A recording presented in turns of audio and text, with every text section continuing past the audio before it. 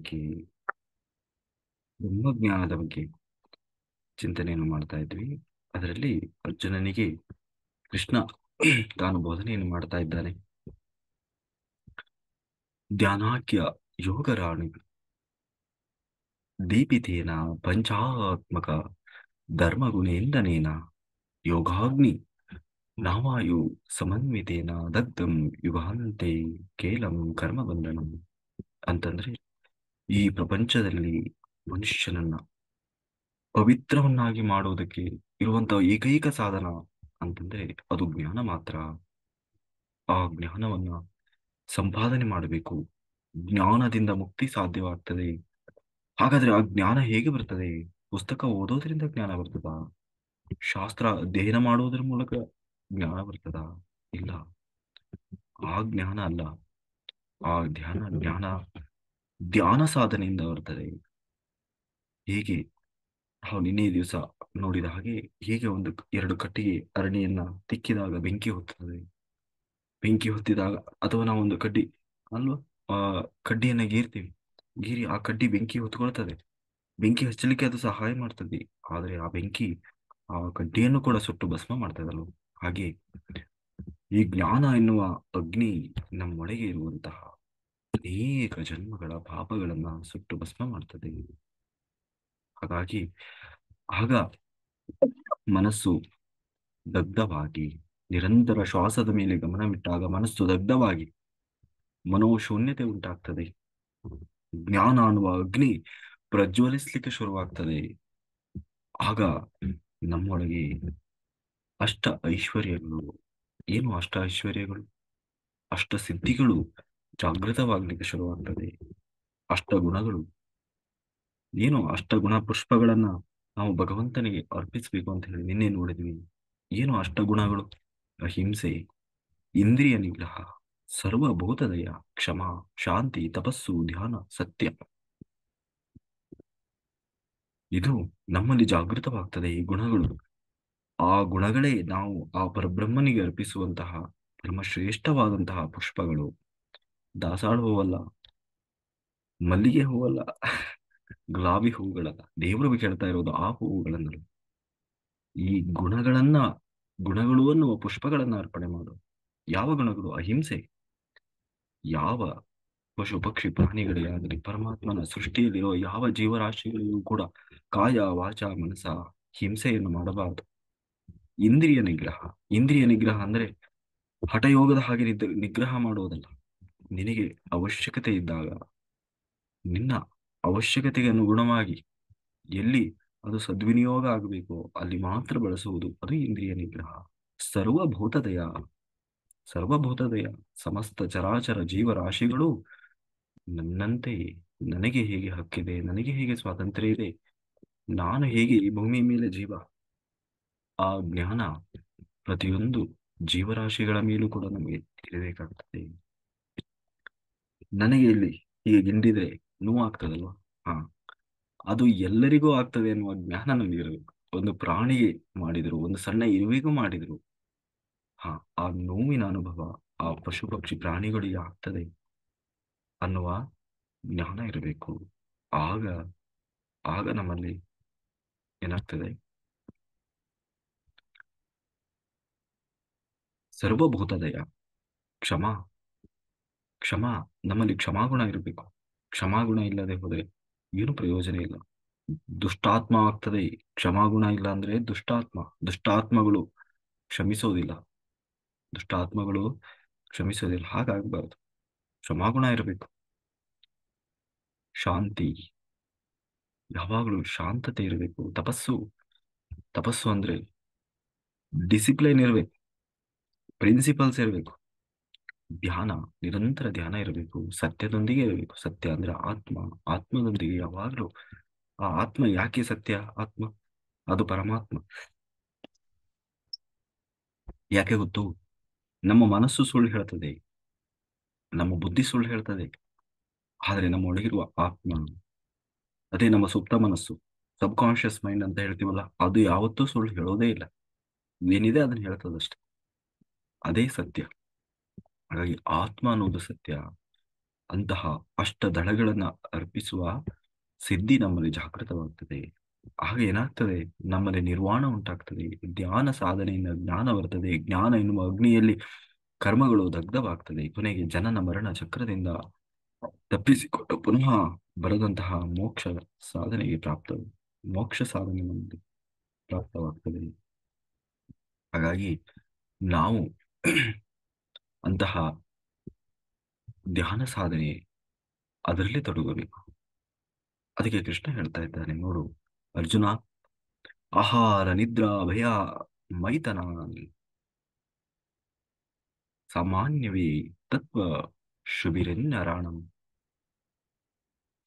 ಜ್ಞಾನಂ ನರಾಣಾಮದಿ ಕೋಶೋ ವಿಶೇಷೋ ಜ್ಞಾನೇನ ಹಿನ ಪಶೋ ವಿಸ್ಸಮಾನ. ಅಂದ್ರೆ ಇದು ಬಹಳ ಅದ್ಭುತವಾದಂತಹ ಮಾತು. ಇದನ್ನ ಅರ್ಥ ಹೇಗೆ ಅಂತಂದ್ರೆ, ಒಂದು ರೀತಿ ನಾವು ಹೇಳ್ತೀವಲ್ಲ, ತಲೆ ಮೇಲೆ ಹೊಡೆದು ಹೇಳೋದು ಅಂತಲ್ವ, ಅಂತಹ ಮಾತು. ಏನು?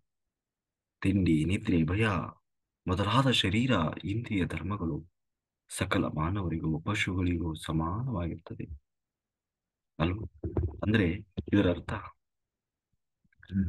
ಒಂದು ಪ್ರಾಣಿ ಇರ್ತದೆ ಅಲ್ವಾ, ಹಸುಗಳು ಏನೋ ಏನೋ ಒಂದು ಬೀದಿಯಲ್ಲಿ ಇರ್ತಾವಲ್ವಾ, ಬೀದಿ ನಾಯಿ ಅಥವಾ ಏನೋ ತಿಳ್ಕೊಳ್ಳಿ, ಅದ್ರದ್ದು ಏನಿರ್ತದೆ ಅನ್ನ ಜಾಸ್ತಿ ಅಂದ್ರೆ ಆ ಪ್ರಾಣಿಗಳಿಗೆ ಏನ್ ಆಸೆ ಇರ್ತದೆ? ಒಂದು, ಹಸಿವಾದಾಗ ಆಹಾರ ಬೇಕು ಅಲ್ವಾ. ನಿದ್ದೆ ಬಂದಾಗ ಬೆಚ್ಚಿಗೆ ಮಲಗಲಿಕ್ಕೆ ಒಂದಿಷ್ಟು ಜಾಗ ಬೇಕು. ನಿದ್ದೆ ಬಂದಾಗ ಬೆಚ್ಚಿಗೆ ಮಲಗಲಿಕ್ಕೆ ಒಂದಿಷ್ಟು ಜಾಗ ಬೇಕು. ಹಸಿವಾದಾಗ ಹಸಿವಾದಾಗ ಒಂದಿಷ್ಟು ಆಹಾರ ಬೇಕು. ನಿದ್ದೆ ಬೇಕು, ಆಹಾರ ಬೇಕು, ಮತ್ತೆ ಮೈಥುನ ಸಂಭೋಗ. ಅದಕ್ಕೆ ಆಸೆ ಬಂದಾಗ, ಕಾಮ ಬಂದಾಗ ಅದಕ್ಕೆ ಸಹಕಾರ ನೀಡಲಿಕ್ಕೆ ಒಂದು ಈ ಪ್ರತಿಯಾದ ಅದಕ್ಕೆ ವಿರುದ್ಧವಾದ ಒಂದು ತನ್ನ ಏನು ಪ್ರಾಣಿ ಬೇಕು ಅಷ್ಟೇ. ಅದಕ್ಕಿಂತ ಆಮೇಲೆ ಅದರಿಂದ ಮಕ್ಕಳನ್ನ ಪಡಿತವೆ. ಆ ಮಕ್ಕಳನ್ನ ಎಷ್ಟು ವರ್ಷ ಬೇಕು ಅದಕ್ಕೆ, ಅವು ಸಣ್ಣ ಇರುವವರೆಗೂ ಲಾಲನೆ ಪಾಲನೆ ಮಾಡಿ ಅಷ್ಟೇ. ಅವಕ್ಕೆ ಅಷ್ಟೇ ಅಷ್ಟೇ ಮುಗಿತು ಅವ್ರ ಜೀವನ. ಇದು ಎಲ್ಲ ಜೀವರಾಶಿಗಳಿಗೂ ಸಹಜವಾಗಿರುವಂತಹ ಧರ್ಮ ಅಲ್ವಾ. ಆಹಾರ, ಹೊಟ್ಟೆ ಹಸಿದಾಗ ಆಹಾರ, ನಿದ್ದೆ ಬಂದಾಗ ನಿದ್ದೆ, ಮೈಥುನ ಬೇಕಾದಾಗ ಮೈಥುನ, ಮತ್ತೆ ಸಂಬಂಧ ಮಕ್ಕಳು, ನಂದು ಮಕ್ಕಳು ಅನ್ನೋ ರಕ್ತ ಸಂಬಂಧ ಅಷ್ಟೇ. ಅದು ಒಂದು ಸಾಮಾನ್ಯ ಪಕ್ಷಿಯಲ್ಲಿ, ಒಂದು ಒಂದು ಸಣ್ಣ ಪ್ರಾಣಿಯಲ್ಲಿ, ಎಲ್ಲದರಲ್ಲೂ ಇದು ಸಹಜವಾಗಿರುವಂತಹ, ಮನುಷ್ಯರಲ್ಲಿಯೂ ಕೂಡ ಇದು ಸಹಜವಾಗಿರ್ತದೆ. ಅದಕ್ಕೆ ಕೃಷ್ಣ ಹೇಳ್ತಾ ಇದ್ದಾನೆ, ನೀನು ಇಷ್ಟು ಮಾಡಿ ಇದು ಸಹಜವಾಗಿರ್ತದೆ. ಎಷ್ಟೋ ಜನ ಇಷ್ಟರಲ್ಲೇ ಜೀವನ ಕಳೆದು ಹೋಗಿಬಿಡ್ತಾರೆ. ಅದರ ಅರ್ಥ ಕೃಷ್ಣ ಹೇಳ್ತಾ ಇದ್ದಾನೆ, ಆ ಪಶು ಪಕ್ಷಿ ಪ್ರಾಣಿಗಳಿಗೂ ಅವನಿಗೂ ಯಾವ ವ್ಯತ್ಯಾಸವೂ ಇಲ್ಲ. ಯಾಕೆ? ಇವನಿಗಿಂತ ಆ ಏನು ಪ್ರಾಣಿ ಪಕ್ಷಿಗಳ ಜನ್ಮವೇ ಲೇಸು. ಯಾಕೆ? ಅವುಗಳಿಗೆ ಬೇರೆ ಅವಕಾಶ ಇಲ್ಲ. ಅಷ್ಟರಲ್ಲಾದ್ರೂ ಅವು ಬದುಕಿ ಹೋದವು. ಆದ್ರೆ ಇವನು ಆ ಪ್ರಾಣಿಗಳಿಗಿಂತಲೂ ಕಡೆಯಾಗಿ, ಇವನಿಗೆ ಅವಕಾಶ ಇದ್ರೂ ಕೂಡ ಪ್ರಾಣಿಗಳ ಹಾಗೆ ಬದುಕಿ ಹೋದ. ಜ್ಞಾನ ಏನ್ ಮಾಡ್ಲಿಲ್ಲ ಮತ್ತವನು? ಜ್ಞಾನ ಸಂಪಾದನೆ ಮಾಡ್ಲಿಲ್ಲ. ಯಾಕೆ ಜ್ಞಾನ ಸಂಪಾದನೆ ಮಾಡಲಿಲ್ಲ? ಅಜ್ಞಾನದಿಂದಾಗಿ ಜ್ಞಾನ ಸಂಪಾದನೆ ಮಾಡಲಿಲ್ಲ. ಈ ಜ್ಞಾನ ಸಂಪಾದನೆ ಮಾಡೋ ಅವಕಾಶ ಪಶು ಪಕ್ಷಿ ಪ್ರಾಣಿಗಳೇ ಇಲ್ಲ. ಆದ್ರೆ ಮನುಷ್ಯನಿಗಿದೆ. ಮಾನವರಲ್ಲಿ ಇದ್ದರೂ ಅದರಿಂದಲೇ ಯುಕ್ತ ವಿಚಕ್ಷಣಗಳನ್ನ ಹೊಂದಿದ ಮನುಷ್ಯ ತನ್ನ ಗುರಿಯನ್ನ ಮುಟ್ಟಿ ಸರ್ವಾಂತರ್ಯಾಮಿಯಾದ ಆ ಪರಮಾತ್ಮನ್ನ ತಿಳಿದುಕೊಳ್ಳಬೇಕು. ಆ ಪ್ರಯತ್ನ ಮಾಡಬೇಕು. ಆ ಪ್ರಯತ್ನ ಮಾಡಲಿಕ್ಕೆ ಅವಕಾಶ ಇರುವುದು ಈ ಮನುಷ್ಯ ಜನ್ಮದಲ್ಲಿ ಮಾತ್ರ. ಅದು ಬೇರೆ ಯಾವ ಜನ್ಮದಲ್ಲೂ ಕೂಡ ಪಶು ಪಕ್ಷಿ ಪ್ರಾಣಿಗಳಿಗೆ ಅದು ಸಾಧ್ಯ ಇಲ್ಲ. ಅಂತಹ ಅವಕಾಶ ಇದ್ದೂ ಕೂಡ ಇವನು ಅದನ್ನು ಸಾಧಿಸಲಿಲ್ಲ ಅಂತ ಆದ್ರೆ, ಅಟ್ಲೀಸ್ಟ್ ಪ್ರಯತ್ನವನ್ನಾದ್ರೂ ಮಾಡಲಿಲ್ಲ ಅಂತ ಅಂದ್ರೆ, ಆ ಪ್ರಾಣಿ ಪಕ್ಷಿಗಳಿಗಿಂತಲೂ ಇವನು ಏನು ವ್ಯತ್ಯಾಸ ಇಲ್ಲ. ಇವನು ಒಂದು ಪ್ರಾಣಿಯಾಗಿ ಬದುಕಿದ, ತಿಂದ, ಉಣ್ಣ, ವಯಸ್ಸಾಯ್ತು, ಹೌದಾ? ಅಷ್ಟೇ ಅಷ್ಟೇ ಒಂದು ಜೀವನ. ಹಾಗಾಗಿ ನಾವು ಏನು ಮಾಡಬೇಕು? ಲೋಕದ ವ್ಯಾಪ್ತಿಯಲ್ಲಿರುವ ಅನೇಕ ಅಪಮಾರ್ಗಗಳಿಂದ ಪ್ರಯತ್ನ ಮಾಡಿದರೂ ಸಹ ಕೊನೆಗೆ ಸರಿಯಾದ ಜ್ಞಾನಯೋಗ ಯಾವುದೋ ಧ್ಯಾನ ಸಾಧನೆ. ಆ ಧ್ಯಾನ ಯೋಗ ಮಾರ್ಗವನ್ನು ಅನುಸರಿಸಿ ಆತ್ಮ ಧ್ಯಾನದಿಂದ ಆ ಬ್ರಹ್ಮಾತ್ಮನನ್ನ ಗ್ರಹಿಸಿ ಆ ತರಹದ ಜ್ಞಾನಕ್ಕೆ ಕುಂದು ತರದ ಹಾಗೆ ನಾವು ಬದುಕುವುದನ್ನು ಕಲಿಯಬೇಕು. ಹಾಗಾಗಿ ಕೃಷ್ಣ ಹೇಳ್ತಾ ಇದ್ದಾರೆ, ಶ್ರದ್ಧಾವಾನ್ ಲಭತೆ ಜ್ಞಾನಂ ತತ್ವರಃ ಸಂಯತೇಂದ್ರಿಯ ಜ್ಞಾನಂ ಲಬ್ಧ ಪರಾಂ ಶಾಂತಿ ಅಚಿರೇನಾದಿ ಗಚ್ಚತಿ. ಇಂದ್ರಿಯಗಳನ್ನ ಜಯಿಸಿದವನು, ಸಾಧನ ಪರಾಯಣನು, ಶ್ರದ್ಧೆಯುಳ್ಳ ತತ್ಪರನು, ಜಿತೇಂದ್ರಿಯನು. ಏನು ಜಿತೇಂದ್ರಿಯ ಅಂದ್ರೆ ಮುಮುಕ್ಷು, ಜ್ಞಾನವನ್ನ ಹೊಂದುತ್ತಾನೆ. ಜ್ಞಾನವನ್ನು ಪಡೆದು ಶೀಘ್ರದಲ್ಲಿ ಪರಮ ಶಾಂತಿಯನ್ನು ಪಡಿತಾನೆ. ಹಾಗಾಗಿ ನಾವು ಅಂತಹ ಶ್ರೇಷ್ಠವಾದ ಧ್ಯಾನ ಸಾಧನೆಯ ಕಡೆಗೆ ನಮ್ಮನ್ನು ನಾವು ತೊಡಗಿಸಿಕೊಳ್ಳಬೇಕು. ವಿದು ಮಹಾಗ್ನಿ ವಿಭಂ ದೇವಂ ಪಶ್ಯದಂತ್ಯಂತ ನಿರ್ಮಲಂ ತಾದೃಶಂ ಪರಮಂ ರೂಪಂ ಸ್ಮರೇತ್ ಪಾರ್ಥ ವ್ಯಾಸನಿಧಿ. ಹೇ ಪಾರ್ಥ, ಅರ್ಜುನ, ಇದು ಬಹಳ ಬಹಳ ಮುಖ್ಯವಾದದ್ದು. ಅದಕ್ಕೆ ನೀನು ಗಮನ ಇಟ್ಟು ಕೇಳಬೇಕು. ಏನು ಅತ್ಯಂತ ಸೂಕ್ಷ್ಮವಾದದ್ದು, ಅತ್ಯಂತ ಸೂಕ್ಷ್ಮವಾದ, ಅಗೋಚರವಾದ, ಅವ್ಯಕ್ತವಾದ, ಸರ್ವಕ್ಕೂ ಮೂಲವಾಗಿದೆ ಆ ಬ್ರಹ್ಮ ಪದಾರ್ಥವೇ ಬ್ರಹ್ಮಾತ್ಮ. ಆ ಅಗೋಚರ, ಕಣ್ಣಿಗೆ ಕಾಣುವುದಿಲ್ಲ, ಅದಕ್ಕೆ ರೂಪ ಇಲ್ಲ, ಅಗೋಚರವಾದದ್ದು, ಅವ್ಯಕ್ತವಾದದ್ದು, ವ್ಯಕ್ತ ಇಲ್ಲದ ಹಾಗೆ ಅದು ಎಲ್ಲೋ ಒಂದು ಕಡೆ ಇದೆ ಅಂತ ಹೇಳಲಿಕ್ಕೆ ಸಾಧ್ಯ ಇಲ್ಲ, ಅವ್ಯಕ್ತವಾದದ್ದು. ಹಾಗಾಗಿ ಅವ್ಯಕ್ತದಿಂದ ಗೋಚರವಾಗಿರುವ ಸಮಸ್ತ ಜಗತ್ತು ಕೂಡ ಅದರಿಂದ ಸೃಷ್ಟಿಸಲ್ಪಟ್ಟಿದೆ. ಆ ಮೂಲ ಬ್ರಹ್ಮ ಪದಾರ್ಥವೇ ನಮ್ಮಲ್ಲಿ ಜೀವಾತ್ಮ ರೂಪದಲ್ಲಿ ವ್ಯಕ್ತ ಆಗಿದೆ. ಹಾಗಾಗಿ ಅಂದ್ರೆ ಜೀವಾತ್ಮ ಕೂಡ ವಾಸ್ತವವಾಗಿ ಆ ಮೂಲ ಬ್ರಹ್ಮಾತ್ಮನೇ ಆಗಿದ್ದಾನೆ. ಎಲ್ಲ ಲಕ್ಷಣಗಳಿಂದ, ಎಲ್ಲ ವಿಧದಿಂದ ಅವನು ಆ ಬ್ರಹ್ಮಾತ್ಮನೇ ಆಗಿದ್ದಾನೆ. ಹಾಗಲೇ ಎಷ್ಟೋ ಜನ್ಮಗಳನ್ನು ನಾವು ಎತ್ತಿ ಬಂದಿದ್ದೇವೆ, ಎಷ್ಟೋ ಕರ್ಮಗಳನ್ನು ತಂದಿದ್ದೇವೆ, ಸಂಚಿತ ಕರ್ಮಗಳು, ಪ್ರಾರಬ್ಧದಿಂದ ಕರ್ಮಗಳನ್ನು ತಂದಿದ್ದೇವೆ. ಅದಕ್ಕೆ ಆ ಕರ್ಮಗಳಿಗೆ ವಶವಾಗಿ ಜರ್ಜರಿತವಾಗಿ ಹೋಗಿದ್ದೇವೆ. ಆದರೆ ಎಲ್ಲೋ ಒಂದು ಕಡೆ ವಿವೇಕ ಅನ್ನೋದು ಎಚ್ಚರ ಆಗ್ತದೆ. ವಿವೇಕ ಎಚ್ಚರಗೊಂಡ ಮನುಷ್ಯ ತನ್ನ ಸ್ವರೂಪವನ್ನ ಕಂಡುಕೊಂಡು ಪ್ರಯತ್ನಿಸಲಿಕ್ಕೆ ಪ್ರಯತ್ನ ಮಾಡ್ತಾನೆ. ನಾನು ಯಾರು, ಎಲ್ಲಿಂದ ಬಂದಿದ್ದೀನಿ, ಯಾಕೆ ಮಾಡಬೇಕಾಗಿದೆ, ಇಷ್ಟೇ ಜೀವನನ, ಏನೋ ಏನೋ ಇದೆ, ಏನೋ ಮಾಡಬೇಕು, ಇಷ್ಟಲ್ಲೇ ನನ್ನ ಜೀವನ ಮುಗಿದು ಹೋಗ್ಬಾರ್ದು, ನಾನೇನೋ ಪ್ರಯತ್ನ ಮಾಡಬೇಕು ಅಂತ ಹೇಳಿ ಪ್ರಯತ್ನ ಮಾಡ್ಲಿಕ್ಕೆ ಶುರು ಮಾಡ್ತಾನೆ. ಸದ್ಗುರು ಕೃಪೆಯಿಂದ ಯಾವಾಗ ಅವನಿಗೆ ಆ ಹಂಬಲ ಉಂಟಾಗ್ತದೆ, ಅವನಿಗೆ ಯಾವುದೋ ಒಂದು ರೂಪದಲ್ಲಿ ಸದ್ಗುರುಗಳು ಸಿಗ್ತಾರೆ. ಗುರು ಸಿಗ್ತಾನೆ ಅವನಿಗೆ, ಹೇಗೆ ಸಾಧನೆ ಮಾಡಬೇಕು. ಆ ಸದ್ಗುರುವಿನ ಕೃಪೆಯಿಂದ ಧ್ಯಾನ ಸಾಧನೆ ಎನ್ನುವ ಯೋಗ ಮಾರ್ಗವನ್ನು ಅನುಸರಿಸಿ ಮನಸ್ಸನ್ನ ಏಕಾಗ್ರತೆಯಿಂದ ಇರಿಸಿ ಯಾವ ಆಲೋಚನೆಯನ್ನೂ ಮಾಡದೆ ಅದರಿಂದ ಸಮಾಧಿ ಸ್ಥಿತಿಯನ್ನ ಹೊಂದಲಿಕ್ಕೆ ಸಾಧ್ಯವಾಗಬೇಕು. ಆಗ ಏನಾಗ್ತದೆ, ನಿರಂತರ ಧ್ಯಾನ ಸಾಧನೆ, ಸಮಾಧಿ ಸ್ಥಿತಿ ನಾಳೆ ಇವತ್ತು ನಾಳೆ ಕುತ್ಕೊಂಡ ತಕ್ಷಣ ಬರುವಂತದ್ದಲ್ಲ. ನಿರಂತರ ಧ್ಯಾನ ಸಾಧನೆಯಿಂದ ಆ ಸಮಾಧಿ ಸ್ಥಿತಿಯನ್ನು ಹೊಂದಲಿಕ್ಕೆ ಸಾಧ್ಯ ಇದೆ. ಆಗ ಏನಾಗ್ತದೆ, ಸಮಾಧಿ ಸ್ಥಿತಿಯನ್ನು ಹೊಂದಿದಾಗ ಬ್ರಹ್ಮಾತ್ಮ ದರ್ಶನವಾಗುವವರೆಗೂ ಯಾವ ರೀತಿಯಲ್ಲಾದರೂ ಕೂಡ ಆಲೋಚನೆಗಳು ಇಲ್ಲದಂತಹ ಧ್ಯಾನ ಸಾಧನೆ ಮಾಡ್ತಾ ಇರಬೇಕು. ಆತ್ಮ ಜ್ಞಾನವನ್ನ ಪಡೆಯಲೇಬೇಕು. ಇದೇ ಮಾನವನ ಪರಮ ಗುರಿ. ಆತ್ಮ ಆತ್ಮಜ್ಞಾನವನ್ನ ಪಡಿಲೇಬೇಕು. ಇಲ್ಲ ಅಂದ್ರೆ ಜನ್ಮಗಳು ತಪ್ಪಿದ್ದಲ್ಲ. ನೀನು ಇನ್ನೂ 1000 ಜನ್ಮ ಹುಟ್ಟಿ ಬಂದು 1000 ಹೆಂಡತಿ, 1000 ಗಂಡ, 1000 ಮಕ್ಕಳು ಬಂದು ಹೋದ್ರು ನಿನಗೆ ಇದು ತಪ್ಪಿದ್ದಲ್ಲ, ಭಾವಬಂಧನಗಳು ತಪ್ಪಿದ್ದಲ್ಲ. ಅದಕ್ಕೆ ಏನ್ ಮಾಡಬೇಕು, ಅದಕ್ಕೆ ಸಾಧನೆ ಮಾಡು. ಅವಕಾಶ ಇದ್ದಾಗ ಸಿಕ್ಕಾಗ ಮಾಡು, ಸಾಧನೆ ಮಾಡು. ಅಭ್ಯಾಸ ಯೋಗ ಯುಕ್ತೇನ ಚೇತಸ ನಾಣ್ಯಗಾಮಿನ ಪರಮಂ ಪುರುಷಂ ದಿವ್ಯಂ ಯಾತಿ ಪಾರ್ಥಾನು ಚಿಂತೆಯ. ಮನಸ್ಸನ್ನ ಯಾವ ಕಡೆಯೂ ಕೂಡ ಹೋಗದ ಹಾಗೆ ಧ್ಯಾನ ಧ್ಯಾನ ಧ್ಯಾನ ಮಾತ್ರ, ನಿರಂತರ ಧ್ಯಾನ ಸಾಧನೆ ಮಾಡುವವನು ಪರಮ ಪ್ರಕಾಶವಂತನಾದ ದಿವ್ಯ ರೂಪನಾದ ಆ ಬ್ರಹ್ಮಾತ್ಮನನ್ನೇ ಹೊಂದುತ್ತಾನೆ. ಬೇರೆ ಯಾವ ಸಂಶಯವೂ ಕೂಡ ಬೇಡ, ಆ ಪರಮಾತ್ಮನನ್ನು ಹೊಂದೇ ಹೊಂದುತ್ತಾನೆ. ಹಾಗಾಗಿ ಹೃದಯಂ ನಿರ್ಮಲಂ ಕೃತ್ವಾ ಚಿಂತಯಿತ್ವಾ ಧ್ಯಾನಾಮಯಂ ಅಹಾಮೇಕಮಿದಂ ಸರ್ವಮಿತಿ ಪಶ್ಯೇತ್ ಪರಂ ಸುಖಿ.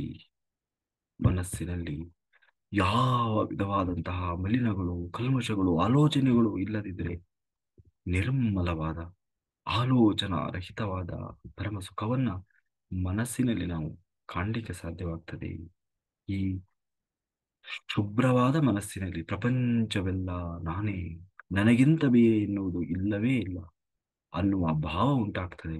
ಆ ಭಾವನೆ ಹೇಗೆ ಬರ್ತದೆ? ಧ್ಯಾನ ಸಾಧನೆಯಿಂದ ಬರ್ತದೆ. ಧ್ಯಾನ ಸಾಧನೆಯಲ್ಲಿ ಈ ತರಹದ ಭಾವನೆಗಳು ಅತ್ಯಂತ ಅವಶ್ಯಕವಾಗಿ ಬಂದೇ ಬರ್ತದೆ. ಹಾಗಾಗಿ ಆತ್ಮಕ್ಕೆ ಯಾವ ತರಹದ ಆಕಾರ ಅನ್ನೋದಿಲ್ಲ, ವಿಕಾರ ಅನ್ನೋದಿಲ್ಲ, ಮಲಿನ ಅನ್ನೋದಿಲ್ಲ, ಗುಣ ಅನ್ನೋದು ಇರಲ್ಲ. ಅದು ನಿತ್ಯವಾಗಿದೆ, ಶುದ್ಧವಾಗಿದೆ, ಶಾಶ್ವತವಾದದ್ದು, ಜ್ಞಾನ ಜ್ಞಾನಮಯವಾಗಿದೆ. ದೇಹ, ಇಂದ್ರಿಯ, ಮನಸ್ಸು, ಬುದ್ಧಿ, ಸ್ವಭಾವ ಎಲ್ಲವೂ ಅದಕ್ಕೂ ಮೀರಿದ್ದಾಗಿದೆ. ಹಾಗಾಗಿ ಕೇವಲ ನಾವೇನು ಮಾಡಬೇಕು? ನಾನೇ ಬ್ರಹ್ಮ, ನನಗಿಂತ ಬೇರೆ ಯಾವುದೂ ಇಲ್ಲ ಅಂತ ಭಾವಿಸುತ್ತಾ ಧ್ಯಾನ ಮಾಡುವುದರಿಂದ, ಆ ತರಹದ ಆತ್ಮದಿಂದ ಅದರಲ್ಲಿ ನಾವು ತಲ್ಲೀನರಾದಾಗ ಅದನ್ನು ಪಡೆದು ಅದೇ ಆಗುತ್ತೇವೆ. ಏನಾಗ್ತೀವಿ? ಅದೇ ತತ್ವಮಸಿ. ಅದೇ ನೀನು ಅದೇ ಆಗಿದ್ದೀಯ. ಅದೇ ಅದೇ ಅದೇ ಅದೇ ಏನು? ಬ್ರಹ್ಮಾತ್ಮ. ಬ್ರಹ್ಮಾತ್ಮ ಆ ಬ್ರಹ್ಮನೇ ಆಗಿದ್ದೀಯ. ಹೀಗಾಗಿ ನೀನು ಇಂದ್ರಿಯಗಳನ್ನ ಅತೀತವಾಗಿಟ್ಕೊಂಡು ಕೇವಲ ಸೂಕ್ಷ್ಮ ಬುದ್ಧಿಯಿಂದ ಗ್ರಹಿಸುವವರೆಗೆ ಪರಮಾತ್ಮನ ಒಂದು ಬ್ರಹ್ಮಾನಂದ ಅನುಭವ ಯಾವುದು ಅದರಲ್ಲಿ ನಿಂತು ಇರುವ ಯೋಗಿ ಪರಮಾತ್ಮನಿಂದ ಎಷ್ಟು ಮಾತ್ರ ವಿಚಲಿತನಾಗುವುದೇ ಇಲ್ಲ. ನಿರಂತರವಾಗಿ ಅವನ ಎಲ್ಲ ಇಂದ್ರಿಯಗಳು, ಮನಸ್ಸು, ಬುದ್ಧಿ ಎಲ್ಲ ಪರಮಾತ್ಮನಲ್ಲಿ ಕೇಂದ್ರೀಕರಿಸಿರ್ತದೆ. ಅವನಿಗೆ ಬೇರೆ ಎಲ್ಲಿ ಕಂಡಲ್ಲೆಲ್ಲ ನಿನ್ನ ವಿಶ್ವರೂಪ ಕಾಣುವುದು. ಆಗ ಎಲ್ಲ ಕಡೆ ಆ ಬ್ರಹ್ಮನೇ ಕಾಣಿಸ್ತಾ ಇರ್ತಾನೆ. ಹಾಗಾಗಿ ಅದಕ್ಕೆ ಹೇಳ್ತಾ ಇದ್ದಾರೆ ಮುಂದೆ ಕೃಷ್ಣ, ನೋಡು ಇದು ಎಷ್ಟು ಸುಲಭ ಇದೆ ಅಂತಂದ್ರೆ, ನಾವು ಹಸಿವೆ ಆಗ್ತದೆ ಅಲ್ವಾ? ಹಸಿವೆ ಆದ್ರೆ ಏನ್ ಮಾಡ್ಬೇಕು?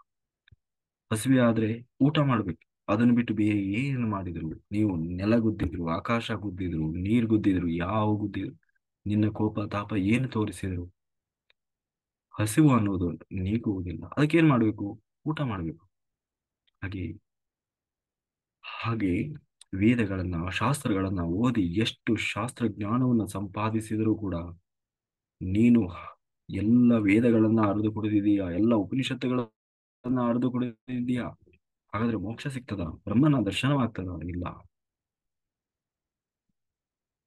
ಪರಬ್ರಹ್ಮ ಸ್ವರೂಪ ಎಂಬುದು ಸತ್ಯದಿಂದ ತಿಳಿದುಕೊಳ್ಳಬೇಕು. ಇಲ್ಲದಿದ್ದರೆ ಆ ಶಾಸ್ತ್ರ ಜ್ಞಾನದಿಂದ ಪಾಂಡಿತ್ಯ ಬೆಳೀತದೆ ಹೊರತು, ಪದವಿಗಳು ಬೆಳೀತದೆ ಹೊರತು, ಭಾರಿ ತಿಳ್ಕೊಂಡಿದ್ದಾರೆ. ಏನು ತಿಳ್ಕೊಂಡಿದ್ದಾರೆ? ಓದಿ ಓದಿ ಓದಿ ಓದಿ ತಿಳ್ಕೊಂಡಿದ್ದಾರೆ. ಅದರಿಂದ ಮೋಕ್ಷ ಇಲ್ಲ.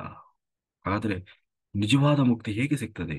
ಹಾಗಾದ್ರೆ ನಿಜವಾದ ಜ್ಞಾನ ಯಾವುದು? ನಿಜವಾದ ಪ್ರಯೋಜನ ಶಾಸ್ತ್ರ ಅಧ್ಯಯನದಿಂದ, ನಿರಂತರ ಶಾಸ್ತ್ರ ಪಾಂಡಿತ್ಯವನ್ನು ಪಡೆದ ಇನ್ನು ಪಂಡಿತನಾದ ಮಾತ್ರಕ್ಕೆ ಅದರಿಂದ ಮೋಕ್ಷ ಸಾಧ್ಯ ಇಲ್ಲ. ಮತ್ತೆ ಹೇಗೆ ಮಾಡಬೇಕು? ನಿಜವಾದ ಜ್ಞಾನ ಸಂಪಾದನೆ ಮಾಡಬೇಕು. ಹೇಗೆ? ಏನು? ಧ್ಯಾನ. ಧ್ಯಾನದಲ್ಲಿ ಆ ಜ್ಞಾನ ಜಾಗೃತವಾಗ್ತಾ ಹೋಗ್ತದೆ. ಅದೇ ಆತ್ಮಜ್ಞಾನ. ಆತ್ಮಜ್ಞಾನ ಅನ್ನುವುದು ಪುಸ್ತಕವನ್ನ ಓದಿ ಪಡೆಯುವಂಥದ್ದಲ್ಲ. ಆತ್ಮಜ್ಞಾನ ಅನ್ನುವುದು ಧ್ಯಾನದಲ್ಲಿ ಸ್ವ ಅನುಭವದಲ್ಲಿ ತಿಳಿಯಲ್ಪಡುವಂಥದ್ದು. ಸ್ವ ಅನುಭವದಲ್ಲಿ ತಿಳ್ಕೊಳ್ಬೇಕು, ಅಲ್ಲದೆ ಶಾಸ್ತ್ರದಿಂದ ಬರುವಂಥದ್ದಲ್ಲ.